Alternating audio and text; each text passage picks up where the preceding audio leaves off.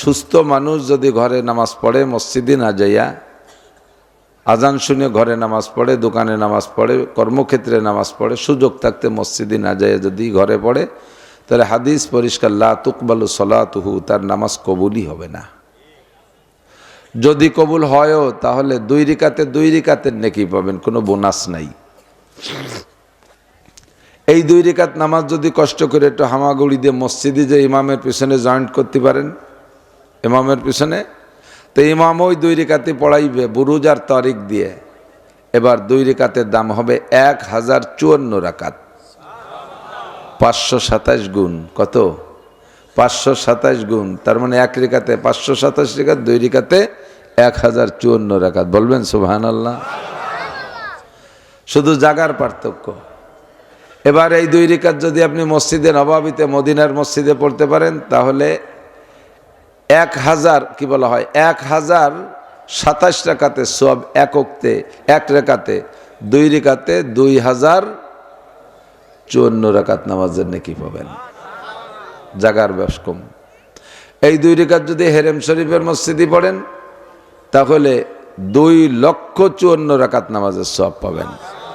হেরেম শরীফের কারণে 1 লক্ষ গুণ, আর জামাতের কারণে 27 গুণ। জাগার বাস কম। এই নামাজের যে ফজিলাত বললাম, এটা হলো রানিং সময়। এটা যদি রমজানে পড়েন তাহলে সর্বনিম্ন একে আবার 70 দিয়ে গুণ দিতে পারেন, সর্বোচ্চ 700 দিয়ে গুণ দিতে পারেন। সময় ও স্থানের পার্থক্যে এরকম বেশ কম হয়ে যায়। বর্তমান যে সময়টা চলতেছে, সময়টা এই ছোটটা দৌড়দৌড়ি করে না, বর্তমান যে সময়টা চলতেছে আরবিতে মাস হিসেবে শাবান মাস। কি মাস? সাথে আর একটা কথা বলে নিতে হয়, প্রতিকূল পরিবেশে ইবাদত করলে আল্লাহ বেশি খুশি হয়। যেখানে ইবাদতের পরিবেশ না, যে বয়সে ইবাদতের পরিবেশ না, যে সময় ইবাদতের পরিবেশ না মানে কম, এই সময় ইবাদত করলে আল্লাহ তাআলা বেশি খুশি হয়ে যায়। 90 বছরে বুড়ো নাকের মধ্যে পাইপ দিয়ে সেলাইন খাওয়াচ্ছে, এ বুড়োর নড়াচড়া কোনো সুযোগ নাই, শক্তি নাই। মাঝে মাঝে একটু চায়, মাঝে মাঝে চোখ বন্ধ রেখে, মাঝে মাঝে একটু কেউরে চেনে, কেউরে চেনে না। এই বুড়ো যদি বিছানায় শুয়ে কয় আস্তাগফিরুল্লাহ, আর কোনোদিন জিনা করব না, কে করবা না? কে মরার মানে 2-3 মিনিট আগে উনি জিনা করবে না, তওবা করতেছে। এই সময় তওবার কোনো ভ্যালু আছে? এই সময় তুমি জিনা করবা না, কে কয় জিনা করার শক্তি নেই, তার করবো কি দিয়ে? পাশপাতি সব ঢিলি হয়ে গেছে। কতক্ষণ পুলিশের চাকরি করছে যতদিন, ততদিন তো যা করার তা করছে। রিটায়ার্ড করে আইসে, আরে তওবা আর হজ আর উমরা আর জিকির ফিকির, আল্লাহর কোনোদিন ঘুষ খাবো না। কেন খাবো না? কয় চাকরি ছুটিয়ে গেছে। তাহলে চাকরি থাকতে তওবা করো নাই, চাকরি ছুটে যাওয়ার পরে তওবা। তো চাকরি ছুটে যাওয়ার পরে তওবা করলে আল্লাহ মাফ করে দিতে পারেন। আমি তওবারে ক্রিটিসাইজ করতেছি না। আল্লাহ পাক তো আল্লাহ, তো আল্লাহ তো আমার মতো মিজাজি না। আল্লাহ কয়, কুল ইয়া ইবাদিয়াল্লাযীনা আসরাফু আলা আনফুসিহিম লা তাকনাতু মির রাহমাতিল্লাহ। বলে দাও, বলে দাও, তুমি যেভাবে করছো ওভাবে বলো না। আমার আল্লাহ নির্দেশ দিচ্ছেন, তুমি যেভাবে ভয় দিচ্ছ ওভাবে দিও না। তাদেরকে বলে দাও, লা তাকনাতু মির রাহমাতিল্লাহ, আল্লাহর রহমত থেকে নিরাশা হইও না। ইন্নাল্লাহা ইয়াগফিরুয যুনুবা জামিআ, আল্লাহ তাআলা তোমার সব গুনাহ মাফ করে দেওয়ার জন্য প্রস্তুত আছে। বরঞ্চ বুড়ো মানুষ যদি ঠোঁট বাঁকাই বাঁকাইয়া ভেটকাই কান্দে, আল্লাহ তাআলা লজ্জায় তারে মাফ করে দেয়। যেমন বুড়ো মানুষটা বেকটাই পড়ছে, যা দিলাম মাফ করে, এই সুযোগটা আছে। তবে এই বুড়োকালের তওবার চাইতে ইয়াং যুবক যারা মদ খাও, গাঁজা খাও, ইয়াবা খাও, ফেন্সিডিল খাও, হিরোইন খাও, জিনা করো, ব্যভিচার করো, চুরি করো, ডাকাতি করো, লুচ্চমি করো, পরের মুরগির খোপ ধরে চুরি হয়ে নিয়ে খাইয়ে মুরগির খোপে আগুন ধরায় দাও, এই সমস্ত আকাম কুকাম যারা করো, এই বয়স আছে করার, তারা যদি তওবা করো, তো ওই বুড়ো তওবা করার চাইতে তোমার তওবার দাম আল্লাহর কাছে অনেক বেশি। তুমি অরিজিনাল তওবা করছো, শক্তি থাকতে ফিরে আসছো। চাকরি ছুটে যাওয়ার পরে তওবা করার চাইতে রানিং অবস্থায় যদি তওবা করো, তাহলে সেই তওবার দাম অনেক বেশি। আমি মৌলানা নাসির যদি গল্প মারি যে আজকে আমার বয়স 56-57 বছর চলে, জীবনে কোনোদিন আসামিকে কাছ থেকে একটা পয়সা ঘুষ খাই নেই। এ কথার কোনো ভ্যালু আছে? কেন খান না? আমি পুলিশে চাকরিও নি, তা ঘুষ খাবো কেন ভাই? হ্যাঁ, তা আমার 100 বছরের ঘুষ না খাওয়ার যে গুরুত্ব, কোনো পুলিশ অফিসার যদি 1 মাস বা 1 দিন ঘুষ না খায়, তাহলে তার ওই 1 দিনের গুরুত্ব আমার 100 বছরের ঘুষ না খাওয়ার চাইতে বেশি। কারণ আমি পাই নেই বলে খাইনি, আমি পাই নেই বলে আমার দিয়ে দেখতো খাতাম না না খাতাম। কত হুজুর দেখলাম, কত হুজুর দেখলাম, পাই নে বলে খাই না।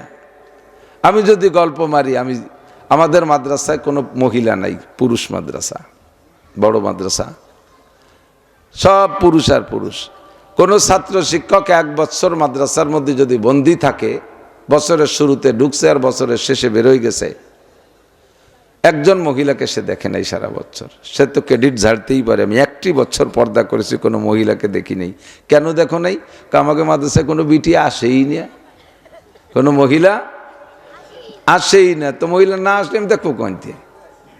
তো এই হুজুর 1 বছর পর্দা করে যে নেকি পাইছে, কলেজ বিশ্ববিদ্যালয় হাই স্কুলের টিচার বা কোনো ছাত্র শিক্ষক যেখানে সহশিক্ষা আছে, নারী আর পুরুষ একসাথে লেখাপড়া চলে, ওই পরিবেশের ভিতরে থেকে যদি কোনো ছাত্র শিক্ষক বলে যে আমি একদিন ক্লাস করেছি কিন্তু কোনো নারীর চেহারার দিকে চোখ তুলে তাকাই নেই, আমার 1 বছর পর্দা না 100 বছর পর্দায় যে নেকি হবে, সে একদিনে তার চেয়ে বেশি পাবে।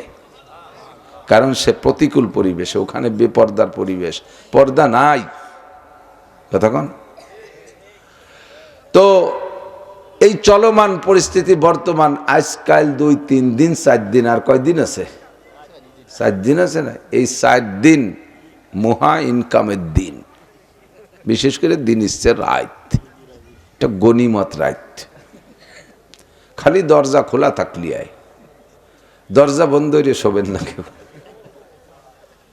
মাল আসতেছে জোয়ারের মতো,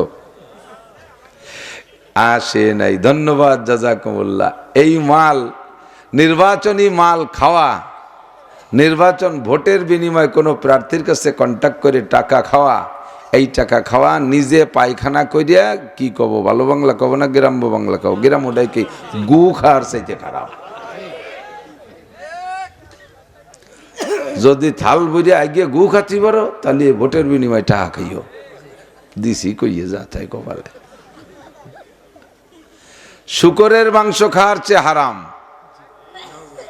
আর বিশেষ করে কোনো যদি চরিত্রহীন, যাদের সম্পর্কে জানি যে এরা ভালো না, শুধু দল জিতানোর জন্য এমন কেউরে সমর্থন করে তার কাছ থেকে পয়সা খান, তারে ভোট দেন, তাহলে ওই লোকটা 5 বছর দুর্নীতি করে যাহা ইনকাম করিবে, খোদার ফজলে আপনি একটা ভাগ পেতে থাকবেন। যাহা মানে টাকা পয়সা না, আকাম কুকাম করে যে গুনাহ কামাই করবে, আপনি কাবা ঘরের মধ্যে বসে এতেকাব করলে ওই জায়গা আপনার ওখানে ঢুয়ে যাবে আমল নামায়। ফাতাবিরু ইয়া উলিল আবসার। এই মুহূর্তে ওয়ার্ক করেও শান্তি আছে, কিছু পাওয়ার শান্তিও আছে, মজা আছে, সব কিছু পরিত্যাগ করে আজকে যে মাহফিল শুনতে আসছেন, নির্বাচন চলে যাওয়ার পরে মাহফিল শোনার চাইতে আজকের মাহফিলের দাম আল্লাহর কাছে 100 গুণ বেশি। আল্লাহ তাআলা আমাদেরকে নসিব করে বলেন আমিন। আরবিতে 12টা মাস বড় দামি, 12টা মাস, তার ভিতরে 7টি মাস বড় দামি, একের পর এক 7 মাস, তার ভিতরে একটা মাস আগে চলে গেছে আরবিতে, রজব মাস। বিশ্বনবী মুহাম্মদ রাসূলুল্লাহ সাল্লাল্লাহু আলাইহি সাল্লাম একদিন সাহাবায়ে কিরামদেরকে সামনে করে বলতেছেন, উতিতু ইলমাল আউয়ালিনা ওয়াল আখিরিন, আল্লাহ তাআলা আমাকে আগেও পিছের সব ইলম আর জ্ঞান দান করছে। এই যুবকরা বাদাম খাইও না, আওয়াজ শুনে আর ফাক্কা মারি মারি বাদাম খাই, কি স্বভাব। কালকে গেছি নোয়াখালী, গত রাত্রে নোয়াখালী ছিলাম, বেগমগঞ্জ, সে জায়গাও যাই দেয় যে তারা ওই বাদাম খায়। এমনি এ সুন্নত সারা দুনিয়া বসে ছড়ালো কিভাবে? অজের মাঠে বসেই ফাক্কা মারি বাদাম খাবে। এই আপনাকে এই মাগুরে এক মাহফিলি আমি ওয়াজ করতেছি, ঘন্টাখানিক করার পরে ডাইন পাশে 2 মুরব্বী, বুড়ো বুড়ো পাহা পাহা মুরব্বী, আর বাম পাশে রানিং চেয়ারম্যান আর তার আগের চেয়ারম্যান, এক্স চেয়ারম্যান, 2 জন বসা, আর কেউ নাই তেমন। কিছুক্ষণ পরে, ঘন্টাখানিক পরে দেয় যে ওই বুড়ো একজন কারে যেন চোখ ইশারায় দিয়ে বাদাম নিয়ে আইছে 100 গ্রাম। আইনি এই পিছন দিয়ে আমার পিটির পাইতে 4 জনে বাক করে খাচ্ছে কাটুস কুটুস করে। বাদামের ঘেরান তো না আসে, আমি চাই বলছি দেখাই যাচ্ছে, কিভাবে কব, মেজাজ গেছে আগুন হইয়ে। সবাই আমার চাইতে ওনাকে বাদামের গালের দিক চাই রয়েছে বেশি।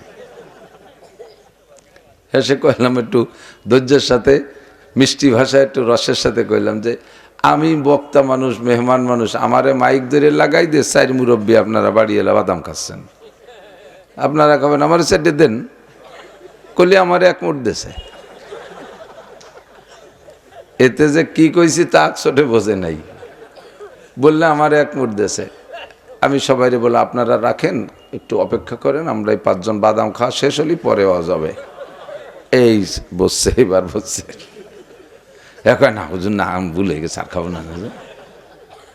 এটা বুঝতে হবে, এটা বাদাম খাওয়া জায়গা না। কত সময় আছে বাদাম খাওয়ার, পরে খেয়েন। একসাথে 2 কাজ ভালো হয় না। অজ শুনবেন, বাদামও খাবেন, কোনোটাই মজা পাবেন না। বাদামের যে আলাদা একটা স্বাদ আছে তাও টের পাবেন না, আর এদিকে কথা তো কানে ঢুকবেই না। 7 মাসের প্রথম মাস রজব মাস। হুজুর বললেন আমাকে আল্লাহ তাআলা আগে ও পিছের সব এলেম দান করেছেন। সাহাবায়ে কেরাম বললেন কাইফা ইয়া রাসূলুল্লাহ, কিভাবে আল্লাহ তাআলা এত এলেম আপনাকে দান করলেন? হুজুর বললেন 5টা মিডিয়া। কয়টা? 5টা মিডিয়া, 5টা মাধ্যম। একটা হলো রুইয়া সালেহা, অনেক কথা আল্লাহ তাআলা আমাকে স্বপ্ন যোগে শিখাই দিয়েছেন। যাদের জাগতিক, এদিক খেয়াল করেন, জাগতিক কথাবার্তা যত সত্য, মানুষের সাথে সত্য মুআমালা করেন, সেটারই বাটপাড়ি করবেন না, সত্য কথা বলবেন, তাদের স্বপ্ন তত সত্য, তাদের স্বপ্ন তত সত্য।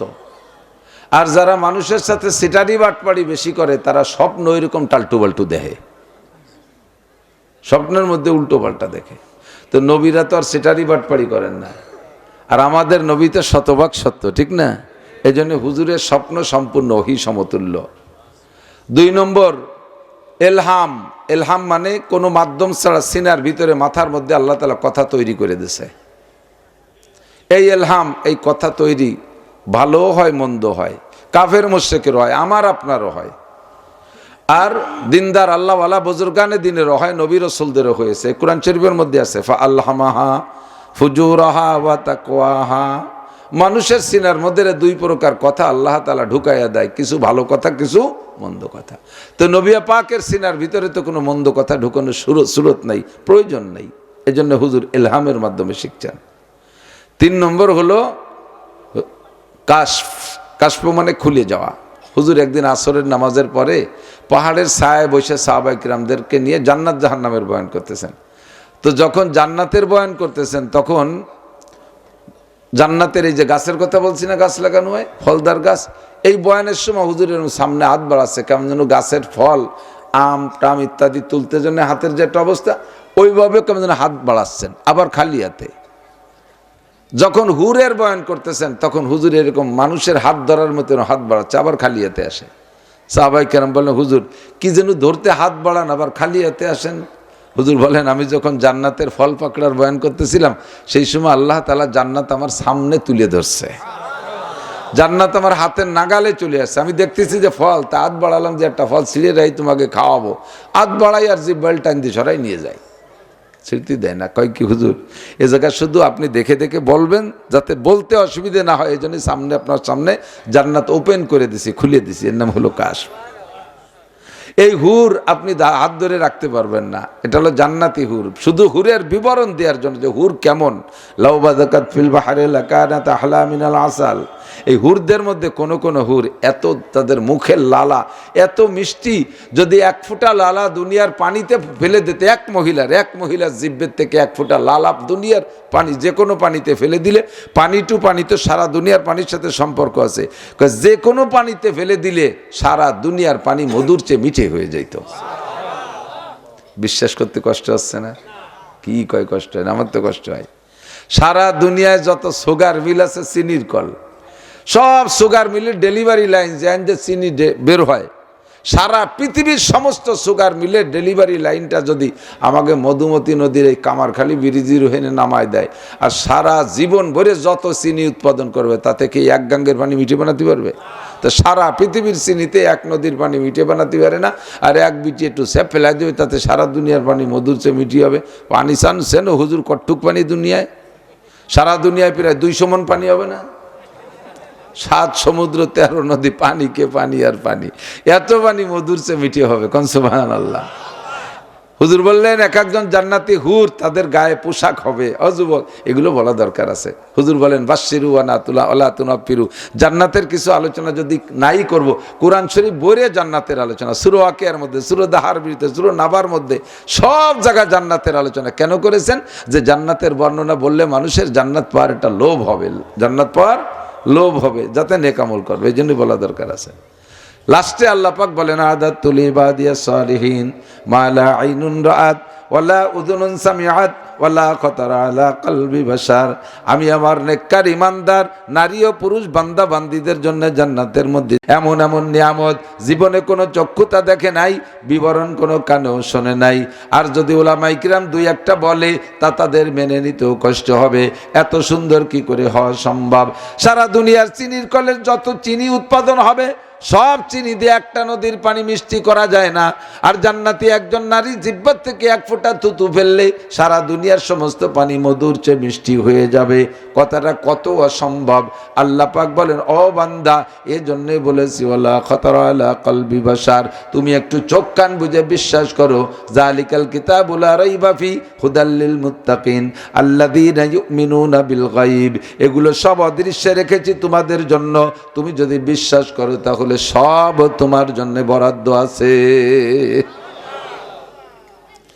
হুজুরের সামনে এগুলো খুলে দিতেন। মাররা রাসূলুল্লাহ সাল্লাল্লাহু আলাইহি ওয়াসাল্লাম বিকবরাইন। তিরমিজি শরীফের হাদিসের বর্ণনাকারী সাহাবী বলতেছেন, আমরা হুজুরের সাথে রাস্তা দিয়ে হাঁটতেছিলাম। কত দূর হাঁটতে হাঁটতে গিয়ে হঠাৎ করে নতুন দুটো কবর রাস্তার পাশে চোখে পড়ে গেল। সঙ্গে সঙ্গে হুজুর দাঁড়িয়ে গেলেন, আর একটু সামনে বাড়লেন না। আমরা বললাম ইমশি ইয়া রাসূলুল্লাহ, হুজুর সামনে চলেন। হুজুর বললেন আর সামনে যাওয়া যাবে না, সমাধান না করে। কি সমস্যার সমাধান করবেন? হুজুর বললেন ইউআযাবানে ফি হাদাইনাল কবরাইন, এই দুইটা কবরের ভিতরে যারা দুইজন আছে দুইজনকে আযাব দেয়া হচ্ছে, দুইজনের কবরে আযাব হচ্ছে। সাহাবাই কিরাম বললেন কাইফা আরাফতা ইয়া রাসূলুল্লাহ, হুজুর কি করে বুঝলেন? হুজুর বললেন কাশাফাল্লাহু বাইনা ইয়াদাইয়া, আল্লাহ পাক আমার সামনে তাদের আযাবকে খুলে দিয়েছে, পরিষ্কার হয়ে গেছে। আমি দেখতেছি দুইজনের কবরে জাহান্নামের আগুন শোলা মেরে আসতেছে। জাহান্নামের সাপ তাদের গলায় পেঁচানো দংশন করতেছে, কামড়াইতেছে। দুইজনই আমার উম্মত। আমার উম্মত সম্পর্কে আমি এমন বিপদের অবস্থায় দেখে কি করে আমি তাদেরকে সমাধান না করে উদ্ধার না করে চলে যাই? আল্লাহু আকবার। হুজুর বললেন যাও দুইটা কাঁচা খেজুরের ডাল কেটে নিয়ে আসো। আমাদের দেশে কবরে কাঁচা খেজুরের ডাল কেটে দেয় না, এটা সুন্নাত, এটা দেবেন। হুজুর বললেন দুইটা কাঁচা খেজুরের ডাল কেটে নিয়ে আসো।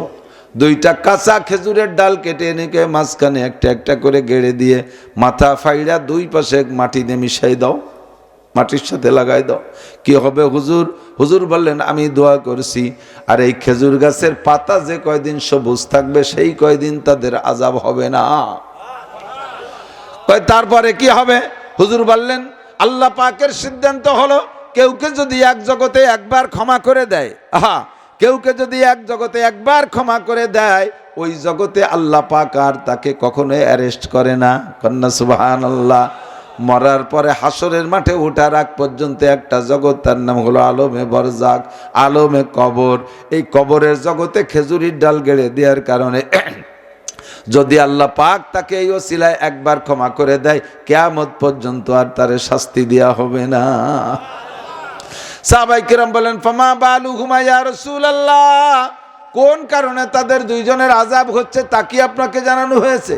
হুজুর বললেন হ্যাঁ, তাও আমাকে বলে দেয়া হয়েছে। একজন হলো আহাদুহুমা ইয়ামশি বিন নামিমা, একজনের স্বভাব হলো চগলখুরি করা। চগলখুর বোঝেন না? কথায় কাজে মিল নাই, টালটু বাল্টু করে, চগলখুরি করে, এর কথা ওর কাছে, ওর কথা ওর কথা ওর কাছে লাগালাগি করে। কিছু আঞ্চলিক মহিলা সাংবাদিক আছে, হ্যাঁ, মহিলা সাংবাদিক আছে না, আল্লাহু আকবার, কথা বানানোর গুরু মহিলারা। একটুকু একটা কথা মহিলাকে পেটে দেবেন, এত বড় হয়ে বেরোবে। এক মহিলার পেটে একটা কালো বাচ্চা হয়েছে, কালো ছেলে। দেহে যে ওই বিটি আর একবার, আরে আল্লাহ, নান টুরবোর পেটে কাউসার মতো একটা কালা সাল হয়েছে। সে বিটি যে কয় এ নান টুরবোর পেটে বলে কাউসা হয়েছে, এবার সাল বাদ যে খালি কাউসা উঠিয়ে গেছে। উনরা যে যাকে কাছে বলতেছে তাকে কাছে কয় নানটুর পেট দিয়ে যাহে যাইয়ে কাউ বোঝাচ্ছে। আমার একজন কয় হুজুর এই মহিলারা এইরকম কথা বানানোর গুরু কারণ কি? আপনি তো কত কিছু গবেষণা করেন। আমি কই তা কি এরকম আমার একটুক বুঝ যে জাগে পেটে পানি যাইয়া আস্ত মানুষ হয়ে বাড়ি হয় তাকে পেটে একটুক কথা গেলে এত বড় হওয়াটাই স্বাভাবিক। মহিলা সাংবাদিক চগলকর, পুরুষ আছে চগলকর, কথায় কাজে মিল নাই, নয়ছয় করে। তার এই নয়ছয় করার কারণে তার কবর আযাব হচ্ছে, তার ইবাদত বন্দেগীতে কোনো কাজ হয় নাই। দ্বিতীয় জন হলো লা ইয়াস্তানজিউ আনিল বাউল। দ্বিতীয় জনের কবর আযাবের কারণ হলো ওই লোকটা পেশাব থেকে পরিচ্ছন্নতা অর্জন করতো না, না নিজের পেশাবের থেকে, না গরু গাদা উর্দুম বা ঘোড়া গাদা চড়াইতো তার পেশাবের থেকে। এদিক লক্ষ্য করেন, একটু বলে যাই বুজুর্গানে দিন কি পরিমাণ হিসাব করে রাখছে। এই যে কুকুরি দৌড়ই না, কুরকুরি কিন্তু স্বাভাবিকভাবে কমই আটে, কুটি কুটি দৌড় দেয় না, তাতে ঘন্টায় কয় কিলোমিটার যায় জানেন? 16 কিলোমিটার যায়। ওই কুটি কুটি দৌড় দেয় কুত্তো 16 কিলোমিটার যায়, তাও হুজুররা মাপিয়ে রাখছে, বড় হুজুররা আবু হানিফা, শাফি, আহমদ, মালিক।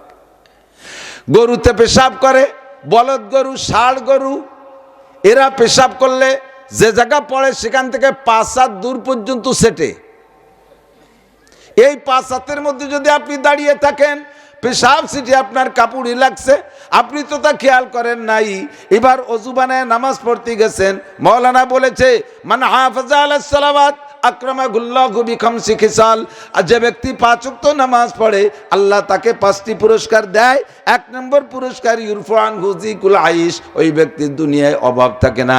2 নম্বর পুরস্কার হলো আযাবুল কবর, নামাজি ব্যক্তিকে আল্লাহ কবর আযাব দেয় না। কোন নামাজি ব্যক্তিকে আল্লাহ কবর আযাব দেয় না। এবার নামাজ যদি নামাজ না হয় তাহলে কি তার কবর আযাব ঠেকাইতে পারবে? এবার নামাজ হলো না কেন? সূরা পড়লো, কিরাত পড়লো, জামা আছে, টুপি আছে, জুব্বু আছে, আজিম আছে, আলা আছে, সব আছে, তারপরে নামাজ কেমন পড়লো না? নামাজ ভাঙ্গার কারণ 19টি, নামাজের ফরজ 13টি, নামাজের 13টা ফরজের ভিতরে একটা ফরজ শরীর পাক, আর একটা ফরজ কাপড় পাক। বলেন, একটা ফরজ শরীর পাক আর একটা ফরজ কাপড় পাক। 13টা ফরজের যে কোনো একটা ফরজ ইচ্ছায় হোক আর অনিচ্ছায় হোক যদি নষ্ট হয়ে যায় তাহলে আপনার পুরো নামাজ বাতিল। আপনি গরু চড়ান, গরুর রাখালি করেন, ঘোড়া গাদা চড়ান, ঘোড়া গাদা রাখালি করেন। এই গরু ঘোড়া গাদায় যে পেশাব করছে, আপনি 3 হাত 4 হাতের মধ্যে ছিলেন, 5 হাতের মধ্যে ছিলেন, সিটি আপনার কাপড়ই লাগছে, আপনি খেয়াল করেন নাই, ওযু বানায় নামাজ পড়ছেন, ওই নামাজে আপনাকে কখনো কবর আযাব থেকে বাঁচাইতে পারবে না। ওই লোকটা লা ইস্তানজিউ আনিল বাউল, এ আলো বলদ গরু আর ষাঁড় গরু। তাহলে গাই গরুর পেশাবের মাপজব আছে নাকি? তাও আছে। গাই গরুর পেশাবে একটু ফোর্স বেশি, ও পড়ার পরে 8 হাত দূরে যায় ছিটিয়ে। এই 8 হাতের মধ্যে যদি আপনি থাকেন, অথবা গাভী যিনি দুধ দহন করতেছে, 90% গাই দোয়ানোর সময় 2-1 টান দেওয়ার পরে পেশাব করে দেয়। আর মহিলা ওই পাত্র ডাইরেক্ট উসইরে এরকম ফাঁসা বেহা হয়ে বসে, ওই পাশতে স্প্রে হয়ে যাচ্ছে স্যালো মেশিনের মতো। সেই কাপড় পরে নামাজ পড়বেন, খোদার কসম ওই কাপড়ের নামাজ হয় নাই, আপনার কবর আযাবও মাফ হবে না। এ হলো পশু প্রাণীর পেশাব। 3 নম্বর হলো আমার পুরুষ ভাইরা, বাপু ভাইরা, আমাদের নিজেদের পেশাব থেকে পবিত্রতা। শুধু পেশাব করে জায়গায় পানি দিয়ে ধুয়ে হেঁটে আসার পরে পুরুষদের পেশাব টপকানোর সম্ভাবনা থাকে 90%। কের 10 কদম পর্যন্ত, কের 20 কদম পর্যন্ত, কের 40 কদম পর্যন্ত, কের আর একটু বেশি। যার শরীর যেমন তার সেরকম ধীর করে শিরশির করে ভিতরের থেকে এই পেশাব আসে, নিচে আপনি টের পান না। ছোট্ট চিকন পাইপ দিয়ে পেশাব করেছেন, বসে পেশাব করার সময় বা দাঁড়িয়ে করেন, যেভাবেই করেন, পেশাব একটু না একটু থেকে যেতে পারে। আমি মাঝে মাঝে প্র্যাকটিক্যালে দেখাই, এই যে পানির বোতলটা মুখটা খুলে যদি আমি পানি উবুর করে ফেলে দেই, গড়গড় করে সবটুক পানি পড়ে গেছে। যখন মনে করব পানি সব পড়া শেষ হয়ে গেছে, এবার সোজা করি, এরপরে এরকম জোরে ঝাঁকি ঝুঁকি দিলি 2-1 ফোঁটা পড়ে কি পড়ে না? পড়ে না? তাহলে এত বড় মুখওয়ালা বোতলের পানি যদি এরপরও ঝাঁকি দিলে পড়তে পারে, আমি আপনি পেশাব করছি চিকুন সরু পাইপ দিয়ে, হাঁটা দেওয়ার পরে ধীরে ধীরে আসতে পারে কি পারে না? পেশাবে যদি ঢিলা ব্যবহার না করেন, জাগাতে পানি দিয়ে ধুয়ে হেঁটে আসেন। আপনার শরীর এবং আপনার কাপড়, প্রথম যে 2টা ফরজ ছিল নামাজের 13 ফরজের, এই 2টা ফরজই নষ্ট হয়ে গেছে।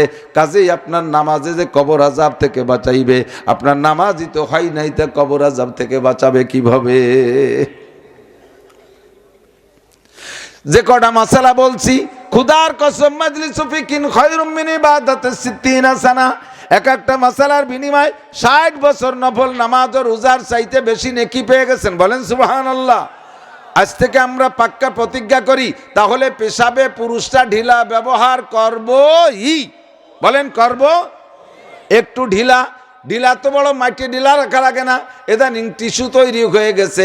টিস্যুর গায়ে কি 4-5 কেজি ওজন, 1 কেজি আধা কেজি রাখা লাগে। বাড়ির থেকে বেরোনোর সময় 4-5 বার পেশাব করা লাগে। এত দোকান যাদের টিস্যু আপনি একটু মুড়াইয়া পকেটের মধ্যে ঢুকিয়ে রাখবেন, কোনো ওজন নাই। শরীরটা সবসময় পাক রাখতে পারবেন, কাপড়টা সবসময় পবিত্র থাকবে। এনি টাইম শরীর এবং কাপড় পবিত্র অবস্থায় যদি আপনার মৃত্যু এসে যায়, খেয়াল করেন, শরীরও পাক আছে, কাপড়ও পাক আছে। এমনি ওযু ছুটে যায় নাপাক আলাদা, কিন্তু শরীরে কোনো নাপাক লাগানো নাই, কাপড়ও পবিত্র আছে। এই মতো অবস্থায় যদি আপনার মৃত্যু হয়, আপনার পবিত্র শরীরের কাছে রহমতের ফেরেশতা পাঠায় আল্লাহ জান নিতে। আর রহমতের ফেরেশতা যার জানটা কবজা করে নেয়, ওই লোকটার মরণের সময় কলেমা নসিব হবেই হবে।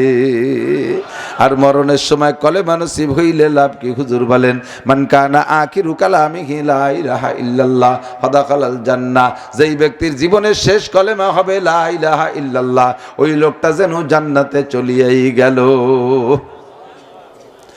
এই আমার যুবক ভাইরা, যুবক সোনারা, যুবক ছেলেরা, আমার মুরব্বী বাপ ও ভাইয়েরা, 25 টাকা দিয়ে একটা টিস্যু পেপার একজনে কিনবেন। 1 মাস তার পেশাব পায়খানা সব জরুরতে 1 মাস হয়ে যাবে। একটা টিস্যু 25 টাকা দিয়ে কিনলে আপনার 1 মাস হয়ে যায়। পকেটে একটু খুলে রেখে দেবেন। কয় পকেটের মধ্যে টিস্যু রাখে কি কইরা? কয় পকেটের মধ্যে যদি টিস্যু রাখা অসুবিধা হয়, এত বড় একটা মোবাইল রাখো কিভাবে? এত বড় সিগারেটের প্যাকেটে জায়গা পাইলো পকেটে, তার সাথে আবার গ্যাসের সিলিন্ডার একটা ডুইছে,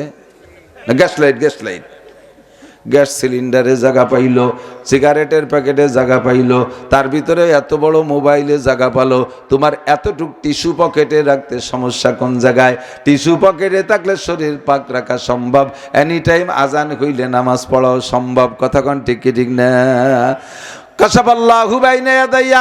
হুজুর বলেন, আমি সচক্ষে দেখছি কবর খুলে দিয়েছে, এর নাম কাশফ। কাশফ মানে খুলে যাওয়া। তাই আল্লাহ কাশফের মাধ্যমে আমাকে এলেম জানাই দিয়েছেন। 4 নম্বরে জিবরিল আলাইহিস সালাতু ওয়াস সালামের মারফত আল্লাহ পাক আমাকে, মনে আছে নাকি কথা? হুজুর বলেন, আমাকে আগে ও পিছে সব এলেম আল্লাহ দান করেছেন। মাধ্যম কি, মিডিয়া কি কয়? মিডিয়া হলো 5টা। 1 নম্বরে স্বপ্ন, 2 নম্বরে এলহাম। মনে আছে কথাগুলো? বাড়ি জরুরি না, তারপরে আপনার কোথাও বলতেও সুবিধে হবে। নবী এত বড় আলেম হইলেন কিভাবে, সেই কথা একটু বলে চলে যাচ্ছে হজের দিকে। 1 নম্বরে স্বপ্ন, 2 নম্বরে এলহাম, 3 নম্বরে কাশফ, 4 নম্বরে জিব্রাইল। জিব্রাইলের মারফত নবী পাককে আল্লাহ ইলম শিক্ষা দিয়েছেন। এই 4টি মিডিয়ায় যতটা শিক্ষা দেওয়া সম্ভব ছিল সব শিক্ষা দিয়েছেন। এরপরে কিছু গোপন রহস্য আছে যেগুলো এই 4টে মিডিয়ায় শিক্ষা দিয়ে আল্লাহ তৃপ্তি পান না, নবীও মজা পাবেন না। এই জন্যে 26 রজব দিবাগত রাত, গত মাস আরবি মাসের গত মাসের 26 তারিখ দিবাগত রাত জিব্রাইল আর মিকাইলকে পাঠাই দিয়া, জান্নাতি পরিবহন বুরাক পাঠাই দিয়া নবীকে দুনিয়ার থেকে 7 আসমান পার করে বাইতুল মামুর পার করে সিদরাতুল মুনতাহা পার করে রফরফে করে আরশে আজিম পর্যন্ত নিয়ে গিয়েছিলেন গত মাসে।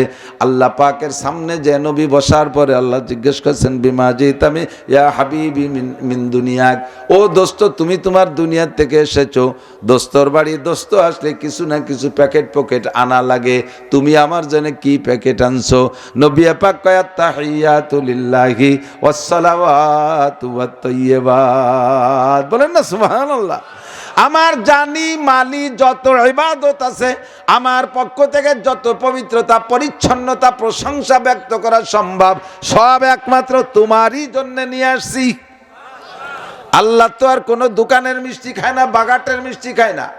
মাগুরার দই খায় না, মাঝি কি কয় এই পাশে কি বাজার আছে, বাজারের কোনো মিষ্টি আর সন্দেশ আর কাঁচাগোল্লা খায় না। আল্লাহ তো মালটার আনার আর আপেল খায় না। তাহলে আল্লাহর জন্য কি প্যাকেট নেওয়া দরকার? আল্লাহ যাতে খুশি তাই নিয়ে গেছে নবী পাক, কুল ইন্না সলাতি ওয়া নুসুকি ওয়া মাহইয়ায়া ওয়া মামাতি লিল্লাহি রাব্বিল আলামিন। আমার জান, আমার মাল, আমার ওহুত, আমার মউত, আমার ইবাদত, আমার বন্দেগী, আমার জিকির, আমার ফিকির, আমার প্রশংসা, আমার পবিত্রতা বর্ণনা করা, যাহা কিছু সম্ভব একমাত্র তোমারই জন্য নিয়ে আসছি। বলেন সুবহানাল্লাহ। আল্লাহ পাক কয়, বন্ধু যেভাবে চাইছি সেভাবে তুমি প্যাকেজ পেশ করেছো, কাজে আমার পক্ষ থেকে আপ্যায়ন হবে। শ্বশুর বাড়ি গেলে যদি আপনি সেইভাবে যান, যত্নটাও কিন্তু সেইভাবে পান। সকাল বিকেল শ্বশুর বাড়ি গেলে অতবার নেওয়া যায় নাকি? যেরকম আপনি সকাল বিকেল হয়ে গেছেন, শাউড়িও এরকম আসলে কর্ণে জামাই আইছে আর কোন ভাইতে চলে গেছে, শাউড়ি জানেও না। প্রত্যেক সপ্তাহে যদি একবার যান, আপনার সামনে শাউড়ি গাই দোয়াইয়া দুধ আর একজনের জামাইয়ের কাছে বেশি বেলায় দেবে, আপনার কাতি দেবে না। অত ঘন আসলে দুধ খায় পারা যায় নাকি?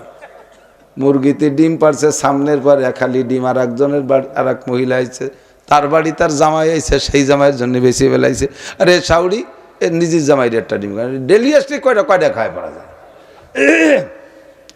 বছরে 2 বার যাবা শ্বশুর বাড়ি, তৌফিক অনুযায়ী যাওয়ার মতো যাবা, যার যেমন তৌফিক আছে একটু ভালো করে যাবা। শ্বশুর বাড়ি যার সময় পর্যাপ্ত নিয়ে যাবা, খাওয়ার নিয়ে তার ওই বাড়িতে আনার নিয়েতে কেউ যাবা না, বরঞ্চ দিয়ে আসবা, খেয়ে খাওয়ায় আসবা। মিষ্টি মাছ মন্ডা যা সম্ভব ফল ফ্রুট নিয়ে যাবা। গোপনে শাউড়ির হাতে 2-5 হাজার টাকা সম্ভব হলে দিয়ে আসবা, না পারলে 100টা টাকা হলেও দিয়ে আসবা। শাউড়ির কাছ থেকে আনার চেষ্টা করবা না। তুমি দিয়ে আসার পরে শাউড়ি যায় নামাজে বসে তোমার জন্য দোয়া করবে। একদল চুসু আছে, যাইয়ে একেবারে ভাঙ্গিয়ে চুরি, আম্মা চলা দেন, ভাত রান্নার লাকড়ি নাই, পোড়া কপালিয়া, কটা চাউল দেন, কটা দান দেন, খুদ দেন, মুড়ি ভাজা চাউল দেন, আলা চাল দেন, খয়রাইতের বিটা খয়রাইতিয়া। এভাবে করলে ইজ্জত থাকে না। ভরপুর প্যাকেট নিয়ে গেলে যত্ন সেই রকম পাইবেন। আল্লাহ পাকের সামনে নবী পাক প্যাকেজ পেশ করেছেন, কামা হকুহু, যেমন কামাই আলী কুবিশানিহি, আল্লাহর শানে যেমন মানায় তেমনই প্যাকেজ দিয়েছেন। আল্লাহ কয় দোস্ত তাহলে পুরস্কার এখনই হাতে হাতে দিয়ে দেই। আসসালামু আলাইকুম, আত্তাহিয়াতুর মধ্যে এগুলো আছে তো, শুরু হলো আত্তাহিয়াতু লিল্লাহি ওয়াস সালাওয়াতু ওয়াত তাইয়্যিবাত, এইটুক বলেছেন সর্বপ্রথম হুজুর। এরপরে টুক আল্লাহ বলেন, আসসালামু আলাইকা আইয়ুহান নবী ওয়া রাহমাতুল্লাহি ওয়া বারাকাতুহু, ওগো বন্ধু আমার পক্ষ থেকে যত শান্তি রহমত বরকত, বলেন শান্তি রহমত বরকত। শান্তির জন্য নেতাদের পিছনে আমরা স্লোগান দেই, শান্তির বন্টক কে? শান্তির বরাদ্দ কোত্থেকে আসে?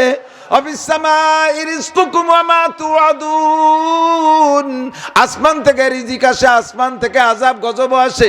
আল্লাহ যা ওয়াদা করে আসমান থেকে বরাদ্দ দেয়। শান্তি আল্লাহর কাছে, আল্লাহকে আমার পক্ষ থেকে শান্তি রহমত আর বরকত যা কিছু দরকার সব দোস্ত একা আপনারে দিয়ে দিলাম, আর কেউরে না, সব আপনারে দিলাম। আলাইকা মানে তোমার উপরে, আলাইকুমা মানে তোমাদের দুইজনের উপরে, আলাইকুম মানে তোমাদের সকলের উপরে। কিন্তু আত্তাহিয়াতুর মধ্যে কি আছে? আসসালামু আলাইকা, কা মানে তোমার একারে দিছে, আর কেউ রে না। এর মধ্যে আল্লাহ পাকের পরীক্ষার ট্রাই আছে। দেখি বন্ধু একা পাইয়া গোপনে অ্যাকাউন্টের মধ্যে ঢুকোই না কোনাকুনি বাড়ি চলে যায় নাকি। আমাকে নেতাকে, আঞ্চলিক নেতাকে বড় নেতারা ঢাকায় নিয়ে কত কিছু দেয়, তার খবর আমরা পাই না। ওই ব্যস্ত অ্যাকাউন্টে কানাডা পাঠাই দিয়ে বাড়ি আসে। সুবহানাল্লাহ। সত্যি কইছি না মিথ্যে কইছি? জম্মের সত্যি কথা কইছি। কপাল পুড়াইছে তো ওই জন্য রাতারাত কালেকশনের কারণে। আল্লাহ নবীকে আল্লাহ পরীক্ষা করেন। এবার নবী পাক রিসিভ করলেন কি ভাষা দিয়ে শুনে আশ্চর্য হবেন। আসসালামু আলাইনা ওয়া আলা ইবাদিল্লাহিস সালিহিন। আমার চুর নাই, তারপর একটা টান দিয়ে ফেলাইছি। ফাইন হইছে, পারি না। আল্লাহ যাদের সুর আছে তারা টান দেয়, শুনতিক দিলটা কাড়িয়ে নিয়ে যায়, পারি না। আল্লাহ পাক বললেন, বন্ধু তোমার জন্য শান্তি রহমত বরকত সব দিলাম। নবী কয় আল্লাহ আমি একা নিতে পারবো না, আসসালামু আলাইনা ওয়া আলা ইবাদিল্লাহিস সালিহিন, আমার তোমার দেওয়া শান্তি রহমত বরকত তোমার নেককার বান্দাদের পক্ষ থেকে আমি গ্রহণ করলাম।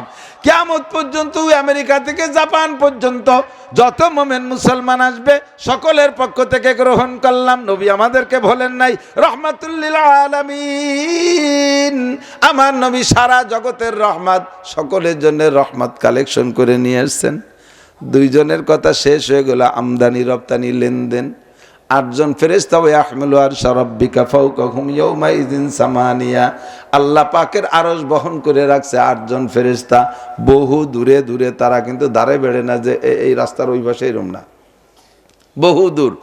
এই দুইজনের কথোপকথন কেউ শোনে নাই, শুধু শুনছে ওই 8 জন।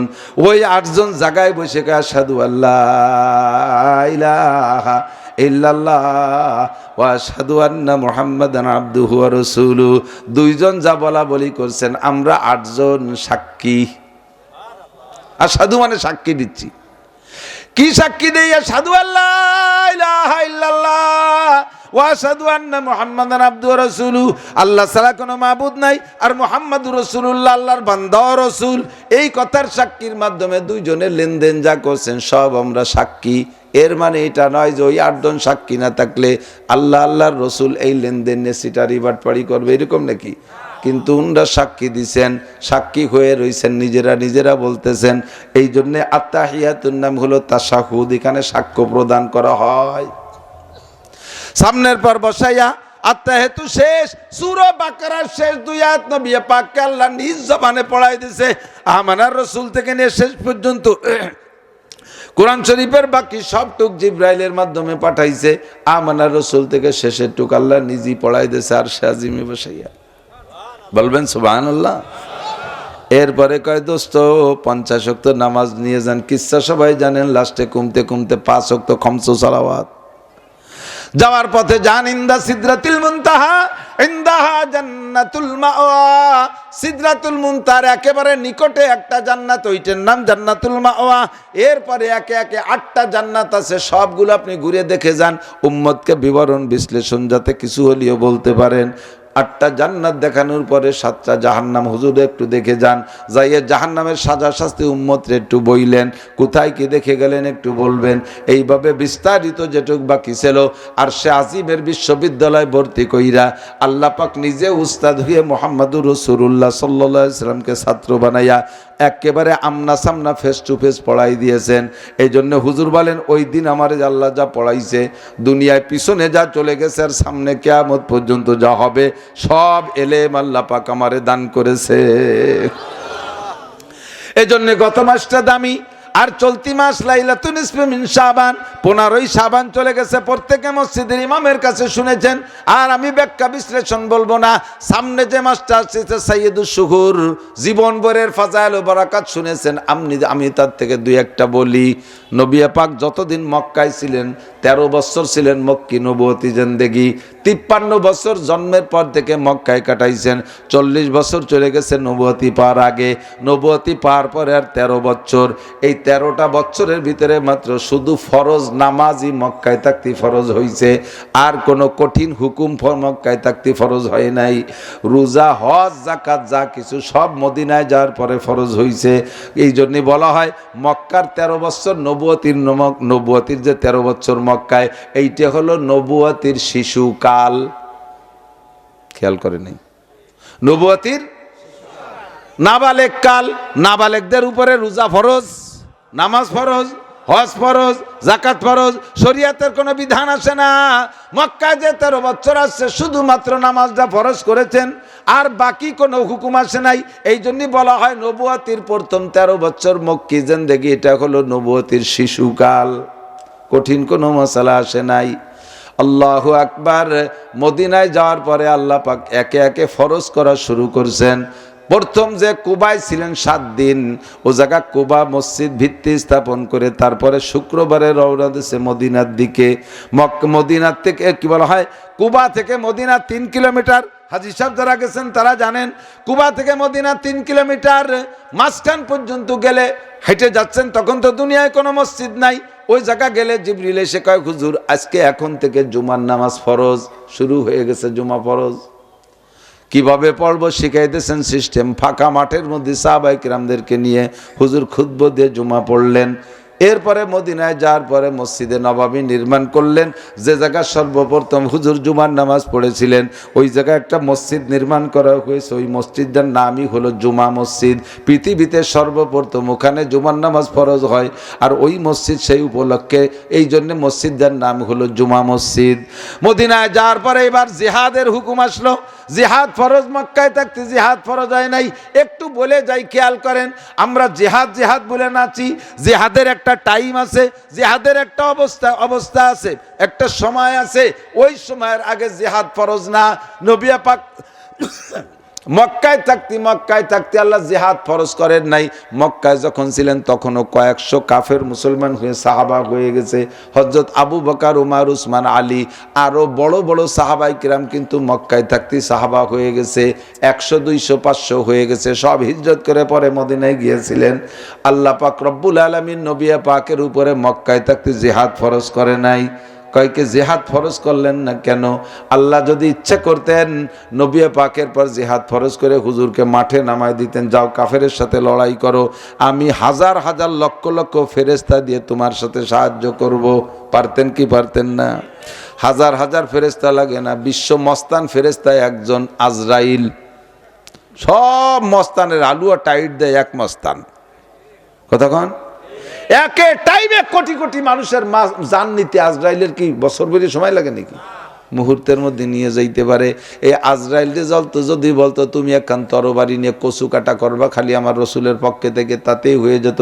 হুজুর বলেন আল্লাহ বলেন আমি যেটা সাহায্য করবো সেটা ভিন্ন, কিন্তু জিহাদের জন্য তোমাদের নিজেদের নগদ ফিল্ড তৈরি করতে হবে।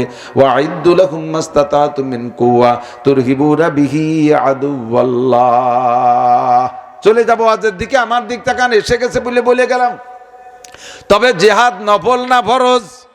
প্রয়োজন সাপেক্ষে একটু স্বীকার করেন, জিহাদ নফল না ফরজ? প্রয়োজন যখন হবে, কখনো জিহাদ ফরজে কিফায়া, কিছু লোক জিহাদ করলেই বাকিদের জিম্মাদারি খালা আছে। যারা ময়দানে কাজ করবে তারা নেকি পাবে, যারা যুদ্ধ করবে নেকি তারা পাবে, বাকিরা গুনাহ থেকে বেঁচে যাবে।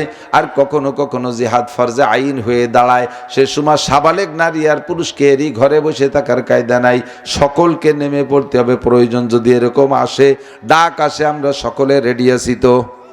প্রস্তুত? জিহাদের জন্য সর্বক্ষণ মন রেডি রাখবেন। মক্কায় থেকে জিহাদের হুকুম আসে নাই, মদিনায় যাওয়ার পরে আল্লাহ জিহাদের হুকুম করলেন। এরপরে মদিনায় যাওয়ার পরে হুজুর মদিনার ইহুদিদেরকে দেখতেছে তারা মুহররমের রোজা রাখে। জিজ্ঞেস করলেন, হুজুর তোমরা কি রোজা রাখো? কয় আমাদের নবী মুসা আলাইহিস সালাতু ওয়াস সালাম মুহররমের 10 তারিখে ফিরাউনে পানির মধ্যে চুবইয়ে মাইরিয়ে এবার নীল দরিয়ার উপর গেছে, তারপরে শুকরানা আদায় করেছিলেন রোজা। সেই রোজাটা আমরা আজ পর্যন্ত রাখি। নবী পাক বলেন, আনা আহাক্কু বি মুসা মিন বনি ইসরাইল। ও বনি ইসরাইল, তোমরা মুসা নবীর সুন্নতের পর আমল করার ব্যাপারে যতটা অধিকারী, যতটা হক রাখো, আমি নবী তার চাইতে বেশি হক রাখি। কারণ মুসা নবী, আমিও নবী, সে আমার নবুয়তি ভাই। তার আমল যদি তোমরা করো আমি কেন করব না? হুজুর এবার মুহররমের রোজা রাখলেন। পরবর্তী বছর মুহররমের রোজা আসার আগেই এবার রমজানের রোজা ফরজ করা হলো। হুজুর বললেন, রমজান যেহেতু আমাদের জন্য ফরজ করা হয়েছে, কাজী মুহররমের রোজা আর আমাদের জন্য ফরজ না, ওয়াজিব না, সুন্নত না, নফল। যে ব্যক্তি মুহররম মাসের 10 তারিখে রোজা রাখবে আর এরপরে রাতের বেলায় পরিবারের সদস্যদেরকে নিয়ে উত্তম খানা তৈরি করে খাবে। হুজুর বলেন, মান ওয়াসালা আলিহি ফিন নাফকাতি ইয়াউমা আশুরা ওয়াসাল্লাহু আলাইহি সাইরা সানাতিহি। মুহররম মাসের 10 তারিখে রাতে একটা রোজা রাইখে যে ব্যক্তি দিনের একটা রোজা রাইখে রাতের বেলা উত্তম খানা খাইবে পরিবারের সদস্যদেরকে নিয়ে, আল্লাহ পাক ওই ব্যক্তিকে আগামী 1 বছর রুজির বরকত বাড়াইয়া দিবে। তবে এটা তোমাদের জন্য নফল। রমজানের রোজা তোমাদের উপরে ফরজ। কেবল রোজা ফরজ করা হয়েছে, আল্লাহ খবর দিলেন। খেয়াল করি, খুব জরুরি, ইম্পর্টেন্ট। ইয়া আইয়ুহাল্লাযীনা আমানু কুতিবা আলাইকুমুস সিয়াম। হে অন্ধ জগতের অটল বিশ্বাসী পাগলরা, মক্কিরা অন্ধ জগতী, মাদানীরা অন্ধ জগতের অটল বিশ্বাসী, আপনারাও খেয়াল করেন, অন্ধ জগতের অটল বিশ্বাসী। দুনিয়ার নাম অন্ধ জগৎ। অন্ধ ব্যক্তি যেমন কিছুই দেখতে পারে না, গভীর অন্ধকারের মধ্যে চৌকালারাও যেমন কিছুই দেখতে পারে না, দুনিয়ার নাম অন্ধ জগৎ। এখানে বসে আল্লাহকে দেখা যায় না, এখানে বসে জান্নাত জাহান্নাম দেখা যায় না, পুলসিরাত দেখা যায় না, হাসর নাসর দেখা যায় না, মিজানের পাল্লা দেখা যায় না। যায় তবে এগুলো আছে না নাই? কথা বলেন আছে?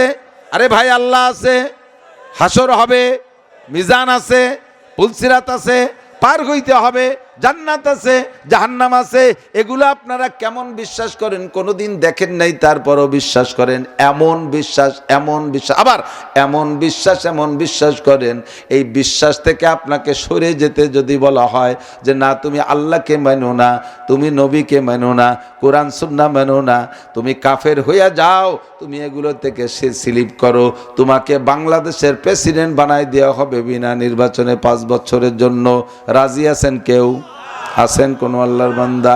শুধু বাংলাদেশ না, আমাকে যদি জাতিসংঘের মহাসচিব বানাই দেয়, সারা পৃথিবীর মালিকও বানাই দিয়ে বলে তুমি আল্লাহকে অস্বীকার করো, আখিরাতকে অস্বীকার করো, রাজি আছি। কাজেই আপনি অন্ধ জগতের অটল বিশ্বাসী পাগল। আমার বহু যুবক আছে, সোনালক্ষ্মী যুবক, এই যুবকরা নামাজ পড়ে না, যুবকরা রোজা রাখে না, মদ গাঁজা ইয়াবা ফেন্সিডিল খায়। যুবকের নাম আব্দুর রহমান, বাপের নাম আব্দুর রহিম, মার নাম রহিমা খাতুন, মুসলমান, নিজেও নামে মুসলমান, মুসলমানের সন্তান। অজু নাই, গোসল নাই, কোরআন নাই, কিতাব নাই, কিচ্ছুই পড়েও না, জানেও না, বোঝেও না, মানেও না, আমলও করে না। কিন্তু এমন বেডঙ্গা যুবকের সামনে যদি যুবকের মুখম কেউ থাকতে পারে এর ভিতরে, এমন যুবকের সামনে যদি কোনো হিন্দুর বাচ্চা আল্লাহর কোরআনকে পদদলিত করে, আল্লাহকে বলে কটূক্তি করে আর গালি দেয়, আমার নবীর চরিত্র নিয়ে যদি সমালোচনা করে, কানে আসে, তাহলে বলেন এই যুবক কি ধৈর্যের সাথে চুপ করে দাঁড়াই থাকতে পারবে? জীবন বাজি রাইখা, আরে আমি দাঁড়িয়ে রাখি না সেটা ভিন্ন ব্যাপার, আমি নামাজ পড়ি না ভিন্ন ব্যাপার, আমি কোরআন পড়ি না ভিন্ন ব্যাপার, তবে তাই বলে তুমি আমার কোরআন রে এমন ভাবে অপমান করবা, আমার আল্লাহ আমার রসুল রে গালি দিবা, আমার দেহের মধ্যে 1 ফোঁটা রক্ত থাকতে আমি প্রতিশোধ না নিয়ে ফিরবো না। কথা বলুন ঠিক কি ঠিক না? ও যুবক, তোমার নামই হলো অন্ধ জগতের অটল বিশ্বাসী পাগল। মদিনায় না যাওয়ার পরে নবী আল্লাহ পাক মানুষকে সম্বোধন করার জন্য যে আয়াতগুলো নাজিল করেছেন, ওই আয়াতের শুরুতে ডাক দিয়েছেন কি কইয়া? ইয়া আইয়ুহাল্লাযীনা আমানু। আর মক্কায় থাকতে যে ডাক দিয়েছেন, সে ডাক ছিল ইয়া আইয়ুহান নাস, ইয়া আইয়ুহান নাস ইত্তাকু রাব্বাকুমুল্লাযী খলাকাকুম মিন নাফসিন ওয়াহিদা।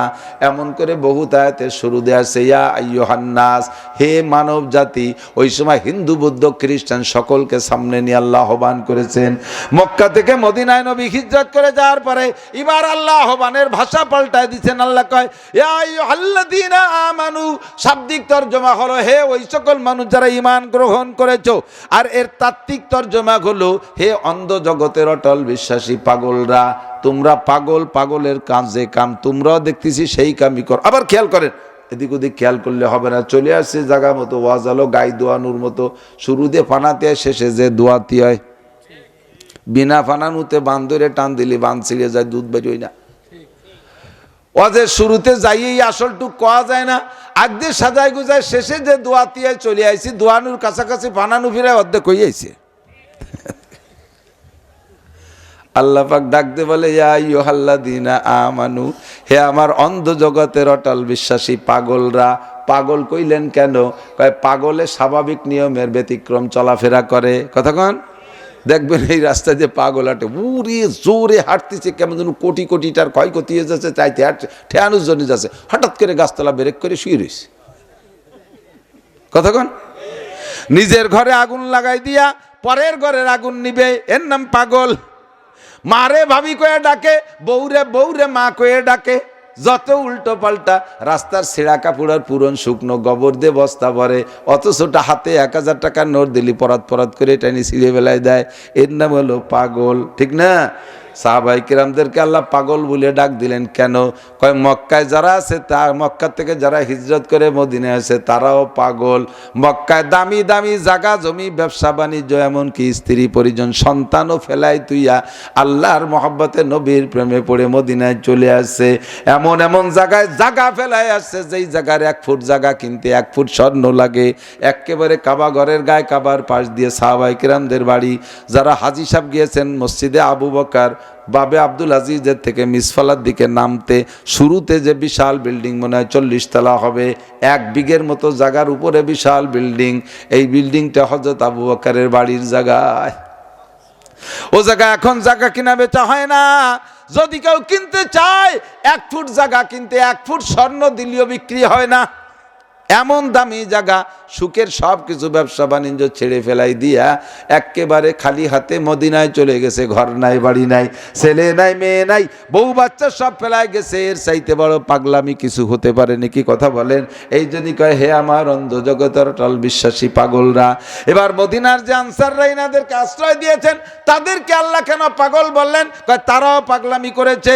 নিজে কম খাইয়াই মুহাজির ভাইদেরকে পেট পুড়ে খাওয়াইছে, নিজে না শুয়ে বাইরে শুয়ে বাইরে ঘরে শোয়াইছে।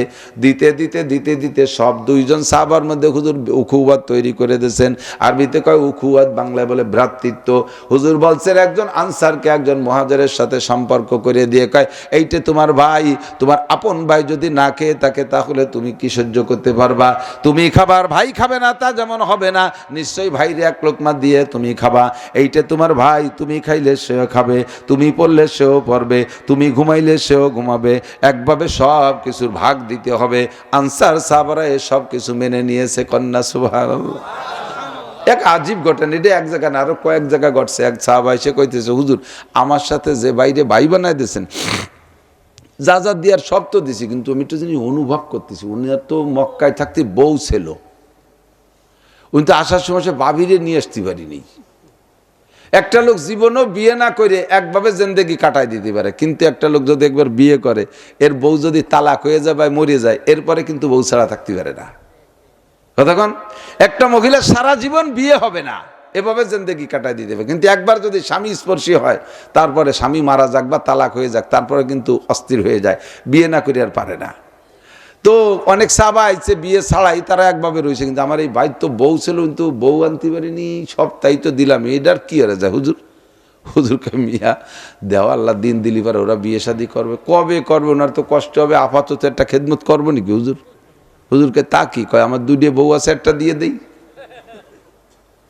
আজ তো পাগল না কন্দি। হুজুরকে মিয়া টাকা পয়সা খাবার দাবার সব বউ দেয় কি এরিয়া?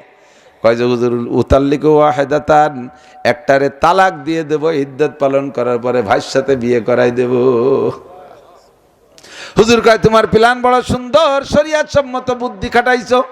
আতালাল্লাহু উমরাক ওয়া বারাকাল্লাহু ফি হায়াতিক, আল্লাহ তোমার হায়াতে বরকত দিক, তোমারে লম্বা হায়াত দান করুক। তুমি সুন্দর সিদ্ধান্ত নিয়েছে, এভাবে যদি হয় করতে পারো। এবার বাসায় গেছে যে দেখে নিজেরই তো জানা আছে বউ তো 2টি একদিনই বিয়ে করে নাই, একটা বিয়ে করছে 20 বছর আগে, একটা বিয়ে করছে 20 বছর পরে।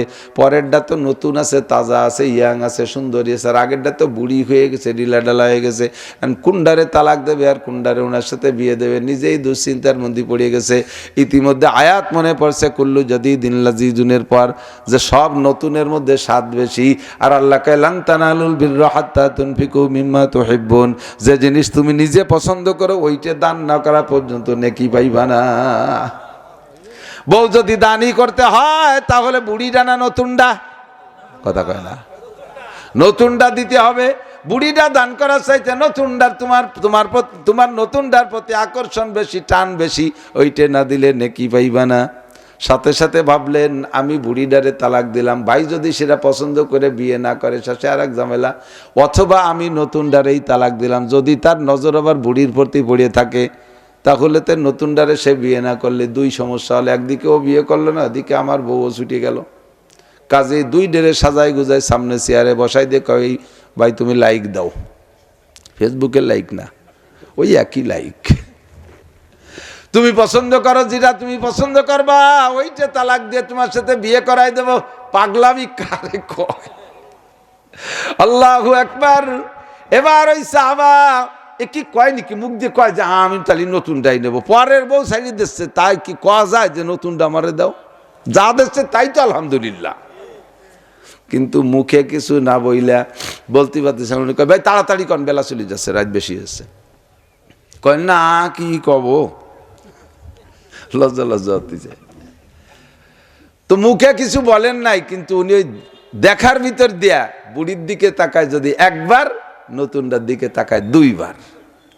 ওই আনসার সাহাবা ফলো করছে, লজ্জাতে হয়তো মুখে বলতেছে না, কিন্তু তার নজরে প্রমাণ করতেছে, নতুনটারে লাইক দিছে। কোনো কথা নাই, কয় ভাই তোমার কথা কয়া লাগবে না, ফাতাল্লাক তুহা, আমি আমার বউডারে তালাক দিয়ে দিলাম। এই বলে কয় 3 মাস 13 দিন পরে তোমার সাথে বিয়ে হবে। আল্লাহ, এবার বিয়ের তালাক হয়ে গেছে। বিয়ের জন্য 3 মাস 13 দিন, তো 3.5 মাস লাগবে ইদ্যত পালনের পরে বিয়ে যেদিন হবে সেই দিন বলতে যে ভাই বিয়ে তো করব, কিন্তু দেন মোহর পরিশোধ করার মতো তো টাকা পয়সা নাই। বউরে বিয়ের পরে যেই বিয়ের সময় যে টাকাটা লিখতে হয় দেন মোহর, ওইটা কি দেয়া লাগে না খালি লিখতে হয়? দেয়া লাগে, ফরজ না ওয়াজিব? দেয়া লাগে, দেখছেন সবাই।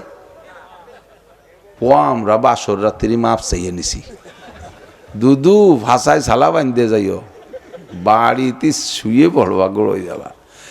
দুনিয়ার থেকে বাসর রাত্রির মাপ কোনো মাপ না। ও বুড়ি পুলসিরাতের পর দাঁড়ায় ব্যারিকেড দেবে, বুড়ো কুম্বিজনিল্লা দাঁড়াও এখানে, নোটক বাটুস্কু, তারবি ইংরেজি মিশিয়ে কথা হবে না, দাঁড়া, টাকা ফেলা। তুমি আবার কইতে সময় টাকা চাও। কয়েকে 40 বছর ভাঙ্গা কাঁঠালের মতো খাইছি জাম্বাই ফাঁসি শ্যাম্বাই, লাইলাবা নাহারা, দিনে রাতে সুযোগ সব কিছু দিছি, আমার টাকা ফেলা। হ্যাঁ তুমি এনে টাকা দিয়ে কেরবা, ব্যাংকা ব্যবসায় পড়েছে। কয় টাকায় পুলসিরার উপরে দাঁড়াইয়ে এনতে নিচে জাহান্নাম, তো পুলসিরাতে আবার জাহান্নামের উপরে, এই জায়গা ছাড়িয়ে দেবো, নিচেই পুড়িয়ে ছাই হয়ে যাবে, তবু টাকা ফেলা। আল্লাহ কয় ফেরেশতারা, ও জায়গা যানজট হয়ে গেল, কিরম করে ঘন ঘন হয়ে গেল, কয় জায়গা ভিড় খ্যা। কয় যে এক বুড়ি সে ব্যাগ করে এক বুড়োর গলা চিপে দিচ্ছে, টাহা ছাড়া আগতি দিচ্ছে না।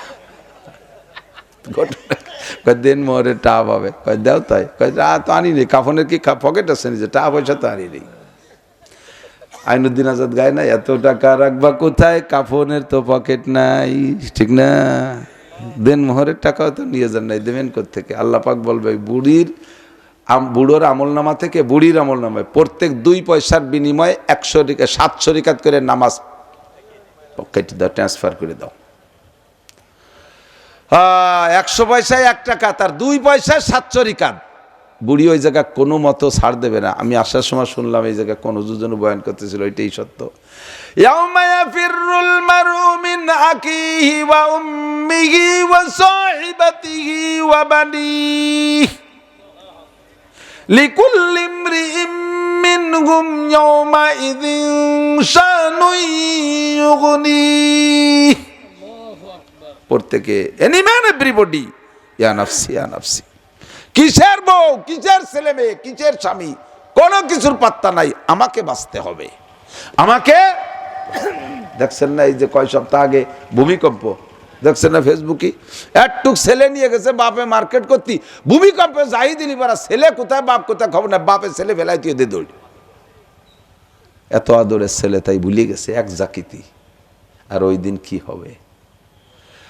প্রত্যেকে পরিশোধ করে যেন মোহর যারা দেন নাই, আমার মা বোনরা কালকে যে স্মরণ করায় দেবেন, যারা অশুনতে আইছেন কালকে যে স্মরণ করে দেবেন, হুজুর কইছে দেন মোহরের টাকা না দিয়ে আমার খাটে বসবা না, ব্রেক টাইট বিট লাগাই দেবেন কাঠের কোনায়।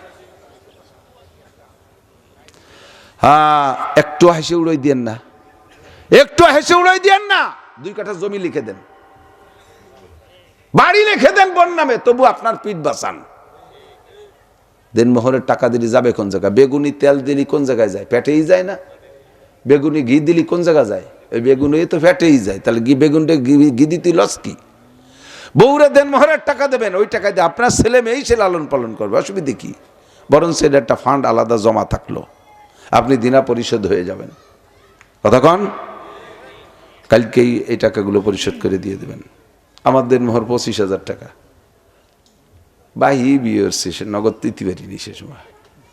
তো আলহামদুলিল্লাহ কয় বছর পরে বউ দিয়ে বেলাইছি, 1 কোটি টাকার বেশি দিয়ে দিছি। বলে কই দিছি যে 25,000 টাকায় এই সব দিয়ে দিলাম, জমি দিছি, সোনা দিছি, যা যা দিছি, গড়বড়ি অনেক দিছি। দিয়ে দেন, যাবে কোথায়? সে তো আর নিয়ে বাপের বাড়ি যাচ্ছে না, আমার ছেলে মেয়ে নিয়ে সে খেয়ে দিয়ে আনন্দের সাথে আছে, অসুবিধা কি? দেবেন না, ধরা খেয়ে যাবেন। আর যারা বিয়ে করার সময় দেনমোহর না দিয়ে আরো যৌতুক খাওয়ার জন্য সুসর মতো গড়ে, আঙ্গনওয়াড়ি সাইকেল কিনে দেবা, ফ্রিজ কিনে দেবা, ঘাট বানাই দেবা, না মাইদুর বেটা মাইদিও, আস্ত আবালের বেটা আবাল। এই তুই এত খয়রাত করবি তো তোর বিয়ে তুই কইছে কিনা সুসুও। শ্বশুর বাড়ির যৌতুকের মোটর সাইকেলে রাস্তায় দিয়ে চললি, ও গাড়ি রাস্তায় দিয়ে চলে ভালো না, ও খালের মধ্যে দিয়ে জোরে চলে, ট্রাকের ফাঁসার তলে চলে যাবে, এক করে আমও যাবে, সালাও যাবে, গুড় সাথে নুড়ুও যাবে, সব যাবে। কালকেই যাইয়ে শ্বশুরে আব্বা 100 বার কয়ে তসবিদের, আব্বা আব্বা আব্বা আব্বা 100 বার তসবিদের মাপ চাইয়ে আব্বা কইয়ে গাড়ি খান ফিরিয়ে দিয়ে আসবে। এরপরে যদি সাজিয়ে দেয় নিয়ে এসো, সমস্যা নেই। বিনা চাওয়ায় যদি সারা পৃথিবীও লেগে দেয় তাহলেও দোষ নাই, কিন্তু কন্ট্যাক্ট করে চাইলে, কন্ট্যাক্ট করে নিলে 1 পয়সা শুয়োরের পায়খানার চাইতে হারাম। তো সাহাবী বলতেছে, ভাই তা আমি তো দেনমোহরের টাকা নাই, তা বিয়ে করবো কিভাবে? কয় যে এই যে খেজুর বেচে টাকা নিয়ে আইছি, এই টাকার মালিক তুমি, ওই টাকা দিয়ে বিয়ে করে নাও। দেখেন সব কিছু তার, এর চাইতে পাগলামি হয়? রাতভর বললে শেষ হবে না, এত কিচ্ছা। তা আল্লাহ পাক বলেন, ইয়া আইয়ুহাল্লাযীনা আমানু কুতিবা আলাইকুমুস সিয়াম, হে বন্ধ জগতের অটাল বিশ্বাসী পাগলরা, তোমাদের উপরে একটা নতুন ইবাদত আমি ফরজ করেছি, তার নাম হলো রোজা। তার নাম রোজা, তার নাম রোজা। আমার আহলে হাদিসের ভাইরা, আহলে কোরআনের ভাইরা, এই সমস্ত শব্দগুলো কোরআন শরীফে যা আছে হুবহু তাই কইতে চায়, এর অন্য যে তর্জমা আছে তা কবে না। আমাদের দেশে সিয়াম বা সওম কইলে বেশির মানুষ বোঝে না, রোজা কইলে বুঝতে কোনো বাকি থাকে নাকি? কথা বলেন। নামাজের নাম আরবিতে বলে সলাত, ওরা সলাতই বলবে, নামাজ কবে না। সলাত মানে নামাজ, আর নামাজ মানে কি আর কিছু? নামাজ বলতেও যা বুঝি, সলাৎ বলতেও তাই বুঝি। আঞ্চলিক পরিভাষায় পরিবর্তন করে বলাতে কোনো দোষ নাই, কোনো দোষ নাই। আব্বারে আরবিতে কোরআনের ভাষায় কয় আবুন, মারে কয় উম্মুন। তুমি এবার তোমার বাংলা ভাষার আব্বা মা কয়ে ডাকো কে? তুমি এ জায়গা আব্বুর জায়গায় আবুন কবা, মার জায়গা উম্মুন কবা, তা তো তুমি বলো না, সে জায়গা বাংলায় চলে আসছো। তুমি নামাজ রোজা ইবাদত বন্দেগীর যে পরিভাষা আঞ্চলিক ভাষায় নিজ ভাষায় আছে, ওইটে বলাতে কোনো দোষ নাই। রমজানের রোজা তোমাদের উপরে ফরজ করা হয়েছে। কেন আল্লাহ? এ রোজা কি জিনিস? কয় শেষ রাত্রি খাইবা, ওয়াতিমুস সিয়ামা ইলাল লাইল, আর বেলা ডুবার পরে খাবা। মাঝখানে 16-17 ঘন্টা 10-12 ঘন্টা যে সময় যেরকম পেছে এর মধ্যে খাবা না। এমসাক, ফিরিয়ে থাকবা কিসের থেকে? খাওয়া পান করার, যৌন চাহিদা ক্ষুধা মিটান নিবারণ করা, যৌন চাহিদা পূরণ করা কোনো পদ্ধতিতে কোনোভাবে বৈধ অবৈধ কোনোভাবে জায়েজ নাই। রমজানের রোজা রাইখা আর খানা পিনা বন্ধ, 3টে জিনিস থেকে বিরত থাকবা, এর নাম রোজা। কয় ও আল্লাহ, এত কঠিন ইবাদত আমাদের পর চাপাই দিলে কেন? আল্লাহ কয় না রে বান্দা, এটা শুধু তোমাদের উপরে না, কামা কুতিবা আলাল্লাযীনা মিন ক্বাবলিকুম, এরকম তোমাদের পূর্বপুরুষদের উপরই রোজা ফরজ করা হয়েছিল। একটু বোঝেন, কষ্ট হচ্ছে নাকি? আমার যেন কি দেখি আজকে ঠান্ডা লেগে গেছে। একটু চা না জানি দেওয়া দিই, আইলে চা মানে চিনি ছাড়া। আল্লাহ, বলবো নামাজের ব্যাপারে আল্লাহ বলেন নাই তোমাদের পর নামাজ ফরজ করা হয়েছে যেমন আগের মানুষের পর ফরজ করা হয়েছিল, এরকম কিন্তু নাই। তোমাদের পর হজ ফরজ করা হয়েছে যেমন আগের মানুষের উপরে হজ ফরজ করা হয়েছিল, এ কথা বলে নাই। তোমাদের উপরে জাকাত ফরজ করা হয়েছে যেমন আগের মানুষের উপরে ফরজ করা হয়েছিল, এ কথা বলে নাই। কিন্তু রোজার সময় বললেন কেন? কুতিবা আলাইকুমুস সিয়াম কামা কুতিবা আলাল্লাযীনা মিন ক্বাবলিকুম। রেফারেন্স কেন দিলেন? তোমাদের পর রোজা ফরজ করা হয়েছে যেমন ফরজ করা হয়েছিল আগের মানুষদের উপরে। এ কথা বলার কারণ কি? কয় সব ইবাদত আদায় করার একরকম নিয়ম না, সব ইবাদত করতে একরকম কষ্ট হয় না। নামাজ, হজ আর জাকাত আর তিলাওয়াত আর পর্দা অন্যান্যগুলোর এক অবস্থা, রোজার আলাদা অবস্থা। কতক্ষণ যা খেয়াল করতেছে না, করতেছেন, খেয়াল করতেছেন। আমার এক ফুয়তো ভাই আছে, আমি কই ভাই রোজা থাকেন না কাকা? বাড়ি এই বাতে কোনো কষ্ট না, যদি খালি একটু পান্ডা খাতি দিত। রোজায় কি ওরে মারিয়ে যাই তো পানে, আর একজন রোজায় কি রে মারে তো বিড়িতি, খালি যদি বিড়ি কটা খাতেই দিত খালি 3 দিন থাকতাম এক রোজা। আসলে এই যে যার যে অভ্যাস, যার ক্ষুধা লাগে তার ক্ষুধা, যার পানের ক্ষুধা তার পানের ক্ষুধা, যার বিড়ির ক্ষুধা তার বিড়ির ক্ষুধা, এইগুলোর থেকে ফিরে থাকা বহুত বড় কঠিন। নামাজ পড়ি তো কোনো সমস্যা না, নামাজ পড়িয়েই তো 2 আঙ্গুলের সুন্নত আমল করতে পারতেছি। নামাজ পড়ে পান খাই, পান চা খাই, বিস্কুট খাই, কত তা খাই, কোনো সমস্যা নাই। হজ করতেছি, তার মধ্যে খাইতেছি, চলতেছি, ফিরতেছি, সমস্যা নাই। কিন্তু রোজা হলো 16-17 ঘন্টা রোজা। আর কোয়ার সময় কয় কি ওই শেষ রাত্রি আর সেই সন্ধ্যের সময় কেমন জানি 1 মাস পরে খাচ্ছে, শুনি পরাণ কাঁপিয়ে গেছে। আল্লাহ কয় এই জন্য রেফারেন্স দিছে, এদিক দেখান। ডাক্তারের কাছে যাবেন, ডাক্তারের সব রোগীর তো আর এক চিকিৎসা না। কেউরে মলম দেওয়া লাগে, কেউরে ট্যাবলেট দেওয়া লাগে, কেউরে সিরাপ দেওয়া লাগে, কেউরে ইনজেকশন, কেউরে অপারেশন, ঠিক না? তো যারে মলম দেছে তারে মলম মালিশ করার জন্য কি রেফারেন্স দেওয়া লাগে? নেও মলম মালিশ করো, কতজনে নেছে ওই পাশে শুনিয়ে দাও, 20-22 জনে নেছে, এ কয়া লাগে? মলম দিয়ে ডলা শুরু লিয়ে গেল।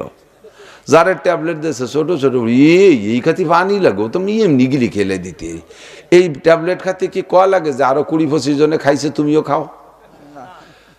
সিরাপ দিয়ে কি কয়া লাগে যে ওই পাশে 40 জন সিরাপ খেয়ে শুয়ে রয়েছে তুমি খাও, কোনো অসুবিধা নেই, কয়া লাগে? বরঞ্চ 1 মুঠি খাতি কইছে, খালি মিটিয়ে পাইয়ে 3 মুঠি কেউ দিছে, ঠিক কিনা?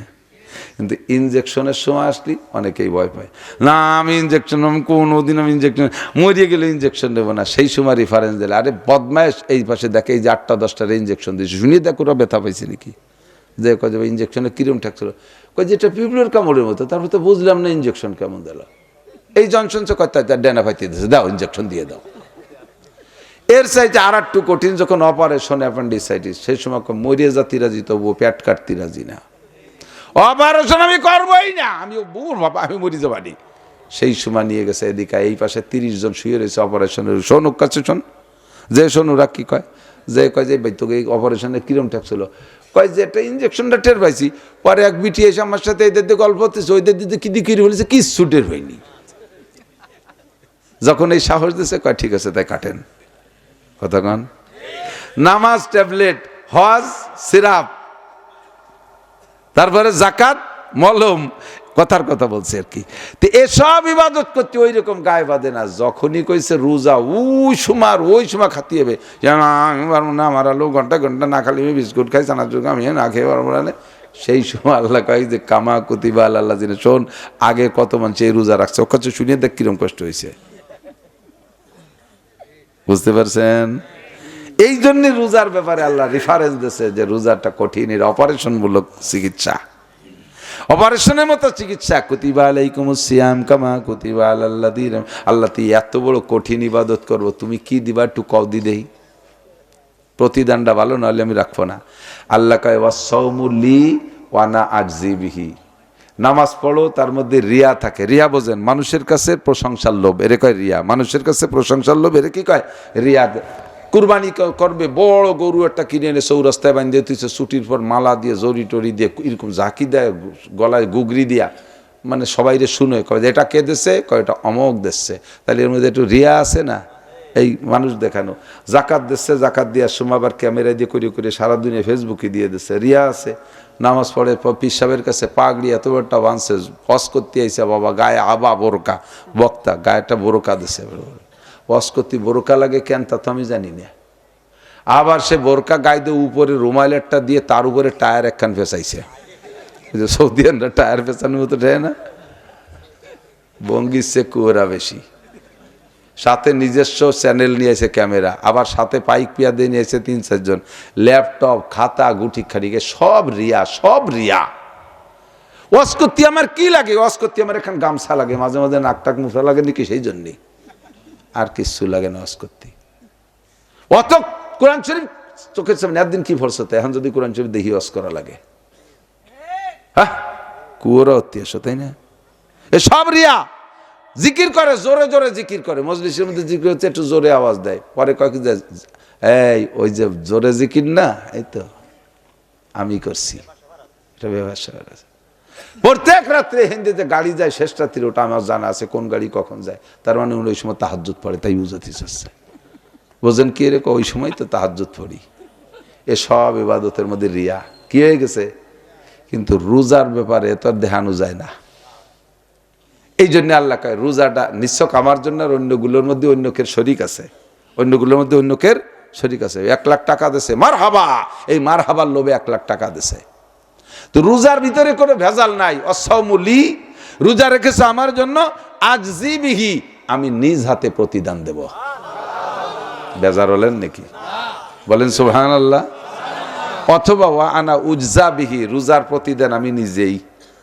আল্লাহকে রোজার প্রতিদান আমি নিজেই। কি মানে, একজনের কত নেতাকে কাছে চাকরি বাকরি দিয়েছে, চাইছেন টাকা ফেরত দেয় না, টাকা দিয়েছেন টাকাও ফেরত দেয় না, চাকরিও দেয় না, লাস্টে কয় বছর যাওয়ার পরে 2টি চট দিয়ে ফেরত দেয়।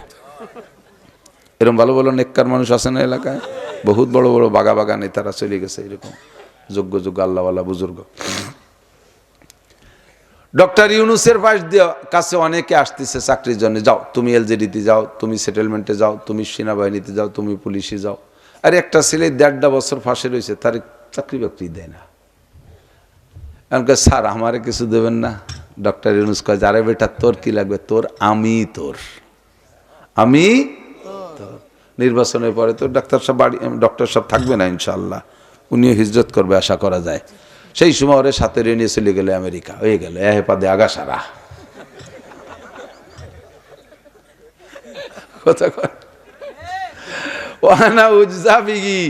আমি নিজেই তোর রোজাদার রে, আল্লাহকে আমি নিজেই তোর। তাহলে কি আল্লাহকে আল্লাহ যার, তাহলে কি হয়, মান কানা লিল্লাহ কানাল্লাহু লাহু, যে আল্লাহর হইয়া যায় আল্লাহ তার হইয়া যায়, আর আল্লাহ যার হইয়া যায় সব তার হইয়া যায়, ঠিক না? এরপরে এই আল্লাহ যে নিজ হাতে পুরস্কার দেয়, তা কি, কানা আজজিবিহি, আমি দেব। সমস্ত রোজাদারদেরকে জান্নাতের ভিতরে একটা পার্কে বসাইয়া 72 জন করে হুর পাঠাবে এক একজন রোজাদার নারী আর পুরুষের সামনে। পুরুষরাই 72টারে ওই জায়গা খাওয়া দাওয়ার পরে থুই আসবে না, বউ বানায় নিয়ে চলে আসবে। আর মহিলারাও রেখে আসবে না, যার যার 72টা নিয়ে আসবে, বাড়ি নিয়ে কাজের লোক বানাবে, বান্দি। এক একজনের হাতে 2টা ট্রে, আর এক এক ট্রেতে 70 আইটেমের খাবার। তাহলে 72 গুণ 2 তাতে 144, আর 144 গুণ 70 কত হয়? এত খাবার সামনে দিয়ে আল্লাহ বলবেন কুলু। দুনিয়ায় দেখেন ভাই, দুপুরবেলা সাইডে ভাত খাই নেই, সেই রাগে ইফতারির সময় কত প্রকারের ইফতারি ম্যানেজ করি না, 15-20 প্রকারের না? অথচ 1 প্রকার হলেই যথেষ্ট ছিল, কিন্তু ওই সময় রকমারিতে একটা স্বাদ আলাদা। এটা তেটু তেটু খুদ কুড়ো, চাইল ভাজা, তারা ছোলা, মুড়ি, পেঁয়াজি, বেগুনি, রুটি মুটি, শাক ভর্তা ইত্যাদি ইত্যাদি। এটা তেটু খাইতে একটা মজা। এই জন্যে আল্লাহ তাআলা ওই ইফতারি আপনাদেরকে খাওয়াবেন 1 প্রকার দিনে, 144 গুণ 70 যত হয় এত প্রকার ইফতারি আল্লাহ তাআলা প্রত্যেকের সামনে দিয়ে দেবে। আল্লাহ পাক বলবেন খাও, কেউ খায় না। খাও না কেন? কয় যে শুনলাম দি মৌলানা নাসির সাহেব আমাকে ওই জায়গাতে বলে আসলো, এ খাবার নাকি তুমি বলে আদ্যে উঠে খাওয়াবা। তো আমরা তো আজকে আদ্যে নিজে আদ্যে খাবো না, নিয়ত করছি, তুমি না খাওয়াইলে আল্লাহকে এক্ষুনি হবে, নো ডাউট, কোনো দেবে না। ফেরেশতাদেরকে দেবে বাহারাল ওই পর্যন্ত আসতে হলে মুখ পরিষ্কার করেই আসতে হবে। এই অপরিষ্কার মুখ আল্লাহরা ও জায়গা পাবে না। এই মুখখান পরিষ্কার করবেন কি দিয়ে? তওবার মেশক দিয়ে। কি দিয়ে? তওবার মেশক। কোনো গুনাহ করব যে কারণে আল্লাহর হাতের খানা পাবো না, ওই কারণ থেকে আমি তওবা করি। সুদ, ঘুষ, জিনা, ব্যভিচার, চুরি, ডাকাতি, গুন্ডমি, লুচ্চমি, বদমাশি, নামাজ ছেড়ে দেওয়া, রোজা ছেড়ে দেওয়া, শরীয়তের বিধান না মানা, যত অন্যায় আছে এই সমস্ত অন্যায় করলে আল্লাহর কাছে ওই দিন মেহমানদারিতে বসতে পারবো না। আর সর্বোচ্চ সর্বোপরি রমজানের রোজা না রাখলেও পারবেন না যাইতে। ওদিন আপনারা রোজাদাররা খাবেন, আর যারা রোজা ছিল না তারাই সুসোর মতো বাঁচতে ঘুষ ঘুষ করে বেড়ায়। সুসো ছিলেন তো, যে চিকিয়া ইঁদুরির মতো, গায়ে তিব্বত আতরের গিরান, ও বাঁচতে খুসখুস করে বেড়াচ্ছে। দেখেন এই যে রোজার সময় আপনাকে দেখে গণ ইফতারি হয় নাকি মসজিদি সম্মিলিত দেয় না? যারা রোজা আছেন তারা তো আছেন, দেখবেন যে এক শ্রেণী মানুষ রোজা নাই, রোজা থাকে না, আসরের পরে তোরা মেসাক করা শুরু করে, টুপি মাথায়, যে ওরে অভিনয়, কেমন যেন 3-4 দিন ধরে রোজা রয়েছে। ও কিন্তু দুপুরেও 1.5 চালির খাইছে। রোজাদাররা খাবে খাবে, অনেক লোভ চাহিদা থাকে, কিন্তু এক লোকমা মুখে দেওয়ার পরে কিন্তু বেশি আর খাতে পারে না। তো ওই গ্রুপ আবার জম্মের পারা ওকে তো লাইন ক্লিয়ার আছে, রানিং আছে, ঠিক না? আর ওই জায়গায় যাইয়া ঘুরে ফিরে মেশাক টেশাক করিয়া বড় বড় প্লেট আর দুর্বল দুর্বল বুড়ো যে জায়গায় দিয়ে বইছে, মানে বুড়োরা তো সব খাতে পারবে না, ওর মধ্যে বসলেও টানতে পারবে, এই জায়গায় যে বসে খায়। 7-8 দিন খাওয়ার পরে যখন ধরা পড়ে গেছে যে ও রোজা ছাড়া খায়, এবার কন্দি ওই জায়গায় আজকে গেলি কি অপমানি। এক বুড়োরা কয় সেক্রেটারি, এক গুন্ড, তুই রোজা থাইছে চুচো কোথাকার, এখানে আইছিস কেন? গেটি গুল্লি দিয়ে তাড়াই দেবে। আপনারা জান্নাতের ভিতরে আল্লাহর হাতের ইফতারি খাইতে যাবেন, এক শ্রেণীর বুঝদারিরা ওই জায়গায় সুসোর মতো মেশাক করবে আর গড়বে। আল্লাহ বলবে ফেরেশতাদেরকে, খুজুহু ফাগুল্লু সুম্মাল জাহিমা সাল্লু ফাজরিবুহুম ফাওকাল আনাক ওয়াজরিবু মিনহুম কুল্লা বানান। ও কটারে মাথায় বাড়ি দিয়ে ফেলাই দিয়ে গিরে ছুটোই ফেলবি বাড়ি হইয়া। সুসোর দল রোজা না থাই ইফতারি খাতি আইছে। তো ওই দিন আল্লাহর হাতের ইফতারি যদি খাইতে হয় তাহলে রোজা রাখতে হবে। তো এবার আল্লাহ পাক বলেন, এলো খবর দিচ্ছি যে রোজা ফরজ করা হয়েছে, কিন্তু কবের থেকে কিভাবে রাখতে হবে এটা কিন্তু এই আয়াতের মধ্যে বলে নাই। এরপরে যাই বলতেছে কবের থেকে রোজা, হুজুর কাছে সাহাবাকে জিজ্ঞেস করছে, হুজুর রোজা কবের থেকে? হুজুর রোজা দিয়েই কবের থেকে আসুক, দেই উপরেতে আসবে না খবর। এর মধ্যে এলাকায় ফামান শাহিদা মিনকুমুশ শাহরা ফালইয়াসুম, যারা রমজান পাইবা তারা রোজা রাখবা, যারা রমজান পাবা তারা রোজা রাখবা। এই রোজার ফরজ হুকুম অজীব হয়েছে, ফরজ হয়েছে। এবার রমজানের রোজা রাখলে এ তো আখেরাতের লাভ, দুনিয়ার লাভ কি বা আখেরাত জড়াইয়া। আল্লাহ নবী বলেন, মান সামা রমাদানা ঈমানান ওয়া ইহতিসাবা গুফিরা লাহু মা তাকাদ্দামা মিন যামবিহি। যে আমার দিক যে ব্যক্তি ঈমানের সাথে সওয়াবের আশায় রোজা রাখে, ঈমানের সাথে সওয়াবের আশায়, একটু বলেন, ঈমানের সাথে সওয়াবের আশায় রোজা রাখে, আল্লাহ তাআলা তার জীবনের সব গুনাহ মাফ কইরা দেয়। তাহলে এই কথার ফাঁকে একটা জিনিস বোঝা গেছে, রোজা রাখবো সোয়াব ইমানের সাথে, সোয়াবের ইমানের সাথে মানে কি আল্লাহর হুকুম ফরজ এই কথা বিশ্বাস করে, আর সোয়াবের আশায়, তাই তো? কয় যে এই নিয়ত ছাড়া আবার অন্য কোনো নিয়ত আছে নাকি? আছে, অবশ্যই আছে। একজন রোজা থাকে না, আজকে রোজা, তুই তো রোজা রাহার অভ্যাস না, আজকে যে রোজা, কয় চেয়ারম্যানকে বাড়ি ইফতারির দাওয়াত। তাহলে এই যে রোজা রয়েছে কোনে চায় কথা কর না, কা চেয়ারম্যানকে বাড়ির ইফতারির আশা, এটা আল্লাহর ভয়ে আর সোয়াবের আশায় রোজা রাখে নাই, ঠিক কি ঠিক না? তুমি তো দাড়ি রাখতে না, যে দাড়ি রাখছো যে দাড়ি ভালো হইতে দেয়, কয় যে এই বয়সে দাড়ি না রাখলে মানসি কি কয়। তাহলে এই যে দাড়ি রাখছে এটা আল্লাহর কি, আল্লাহ কি কয় সেই জন্য না, মানসি কি কয় সেই জন্যই, কতক্ষণ?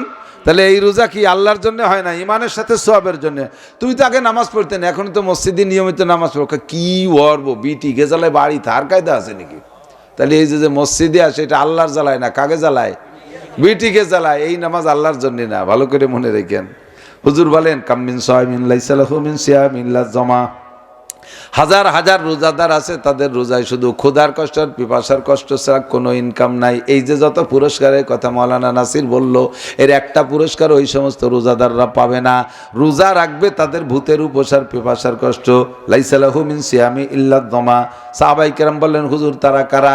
হুজুর বলেন, ইয়াসুমুনা ওয়া লা ইউসাল্লুন, নামাজ রোজা ঠিক রাখে কিন্তু রোজা রাইখা নামাজ পড়ে না। এরকম রোজাদারও আছে না নাই? রোজা রাখে নামাজ পড়ে না, রোজা রাখে ওক্তিও পড়ে তো তারাবির নামাজ পড়ে না। তাদের রোজায় ভূতের উপর ছাড়া কোনো লাভ নাই। ইয়াসুমনা ওয়া লা ইউসাল্লিনা, মহিলারা রোজা রাখে কিন্তু নামাজ পড়ে না। এরকম ধার্মিক মহিলা আছে না নাই? কথা বলেন। এই রোজায় কোনো কাজ নাই ভূতের উপর ছাড়া। ইয়াসুমুনা ওয়া লা ইয়াসুমুনা ওয়া লা ইয়াস্তানিবুনাল হালাল আনিল হারাম। রমজানের রোজা ঠিক রাখে কিন্তু হালাল হারাম পার্থক্য করে খায় না। যা পায় তাই গিলতি তালে থাকে, যা পায় তাই খাইতে তালে থাকে। ছেলে বেতন পায় 25,000 টাকা, বাপরে রমজান মাসে ইফতারির জন্য দিয়েছে 1 লাখ টাকা। একটা বারও কি জিজ্ঞেস করেছেন, বাবা বেতন পাইস 25, তুই 1 লাখ কোত্থেকে দিলি? এই টাকাটা কি টাকা দিলি?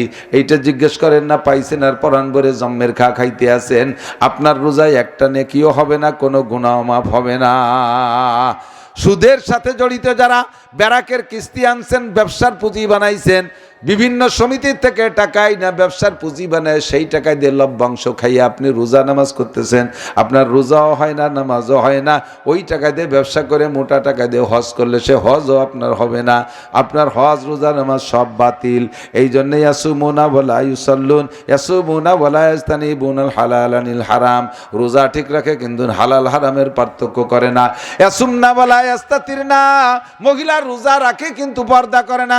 রোজা রাইখে মাগুরার মার্কেট ভরে যায়, মার্কেট করে বেড়ায় রোজার দিন, হাজার হাজার পুরুষের কেনোর গুতোর ঠেলা ধাক্কা খাইয়া এরপরে সন্ধ্যেকালে বাড়ি এসে ইফতার করে।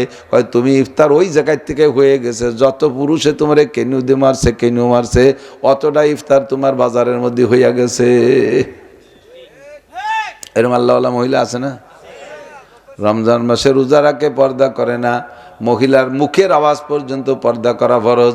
মহিলা রমজান মাসে রোজা রাইখা বা যে কোনো সময় মহিলারা যদি তিলাওয়াত করে, এই তিলাওয়াতের আওয়াজ যদি পর পুরুষের কানে যায়, যতগুলো পুরুষে শুনবে অতগুলো পুরুষের সাথে জিনার গুনাহ করতেছে। তিলাওয়াত তার ফাঁকে জিনার গুনাহ। মহিলা জিকির করে, জিকিরের আওয়াজ যদি পর পুরুষের কানে যায়, জিকিরের নেকি তো হবেই, ওই সব পুরুষের সাথে জিনার গুনাহ। মহিলাদের পায়ের আওয়াজ পর্যন্ত পর্দায় রাখা ফরজ। কাজেই আমরা রমজান মাসের এই ফজিলত বরকতের দিকে লক্ষ্য রেখে, পুরস্কারের দিকে লক্ষ্য রেখে রমজান পাইলে রোজা রাখবো। কথা বলেন, রোজা রাখবো। এই নড়বে না কেউ।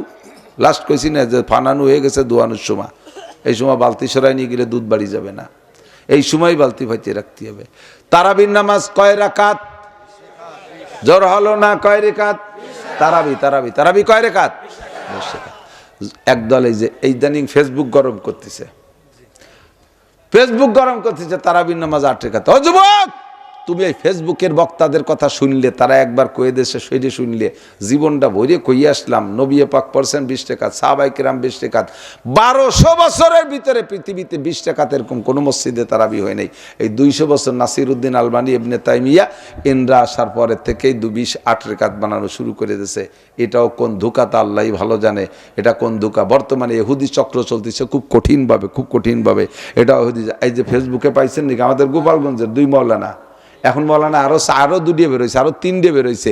এরা মসজিদের ইমাম, বয়ানও করে এভাবে মাঠে, অথচ তারা খ্রিস্টান, আরো মানুষের খ্রিস্টান বানানোর দাওয়াত দিচ্ছে। এদের রানে, এদের গায়ে এই জায়গায় যে যিশু খ্রিস্টের টেটো, টেটু না কি কয়, ট্যাটু, এই ট্যাটু লাগানো, ছবি লাগানো। কিভাবে বুঝবেন? 10টা বছর এক মসজিদে ইমামতি করছে খ্রিস্টান, এই 10 বছরে মুসল্লিদের যত নামাজ সব বাতিল। এই সবে বরাত পড়ছে, তারপরে ধরা পড়ছে। তো কত বড় ফিতনা! কারে বিশ্বাস করব, কার কথা শুনবো বুঝতে পারতেছি না। জীবন ভরে ইমামে আবু হানিফার থেকে নিয়ে, নবী পাক থেকে নিয়ে 20 রাকাত তারাবি, আর ফাঁকে এসে ট্যাটু বাহিনী এসে 8 রাকাত ঠেলি উঠছে। দেখবেন আগে, আজ থেকে 30 বছর আগে মুরব্বীরা সাক্ষী দেন, 20 রাকাত যে কজন ঢুকছে একান্ত অসুস্থ না হইলে কষ্টে মষ্টে 20 রাকাত পড়িয়ে বার হয়েছে। আর ইদানিং হয়েছে 8 রাকাত পড়ার পরে দেখবেন একদল দূর দূর করে বেরোয় যায়।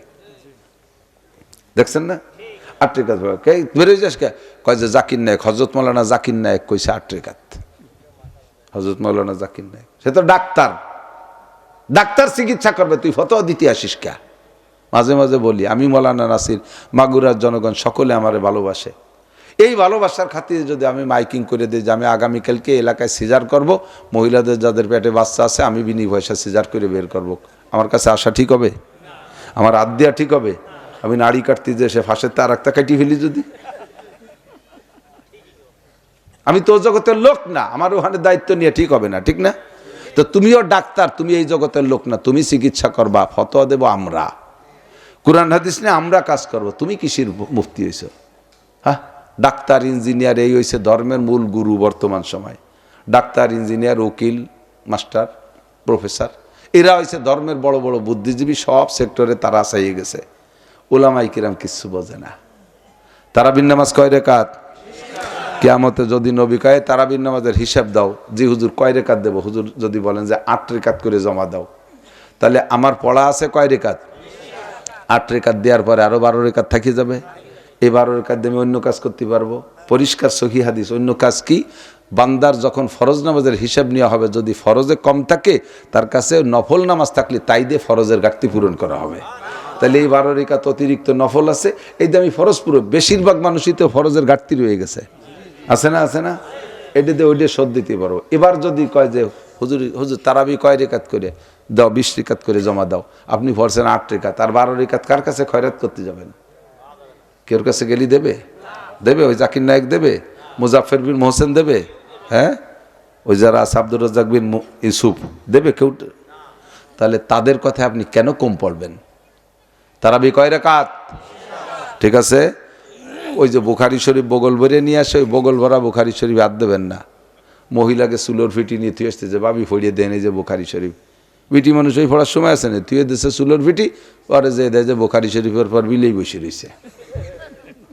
এই বুখারীর অপমান করার একটা ফন্দি জুটছে, ঘরে ঘরে যেখানে সেখানে, রাস্তাঘাটে পর্যন্ত বুখারী শরীফ পড়েছে, দোকানপাটে যেখানে সেখানে বুখারীর অপমান করতে আসিস। দরকার নাই, এদেশের মানুষ জানে তারাবির নামাজ কয় রাকাত পড়বো তো ইনশাআল্লাহ। শারফুল মাকানে বিল মাকিন, এই মাসটা দামি হয়েছে শবে বরাতের কারণে, আগের মাস দামি হয়েছে তার মধ্যে ঢুকছে নবীর মিরাজ, সামনে মাস দামি হয়েছে শাহরু রমাদান আল্লাজি উনজিলা ফিহিল কুরআন, ওই মাসে কোরআন শরীফ নাজিল হয়ে মাসটারে দামি বানাইছে।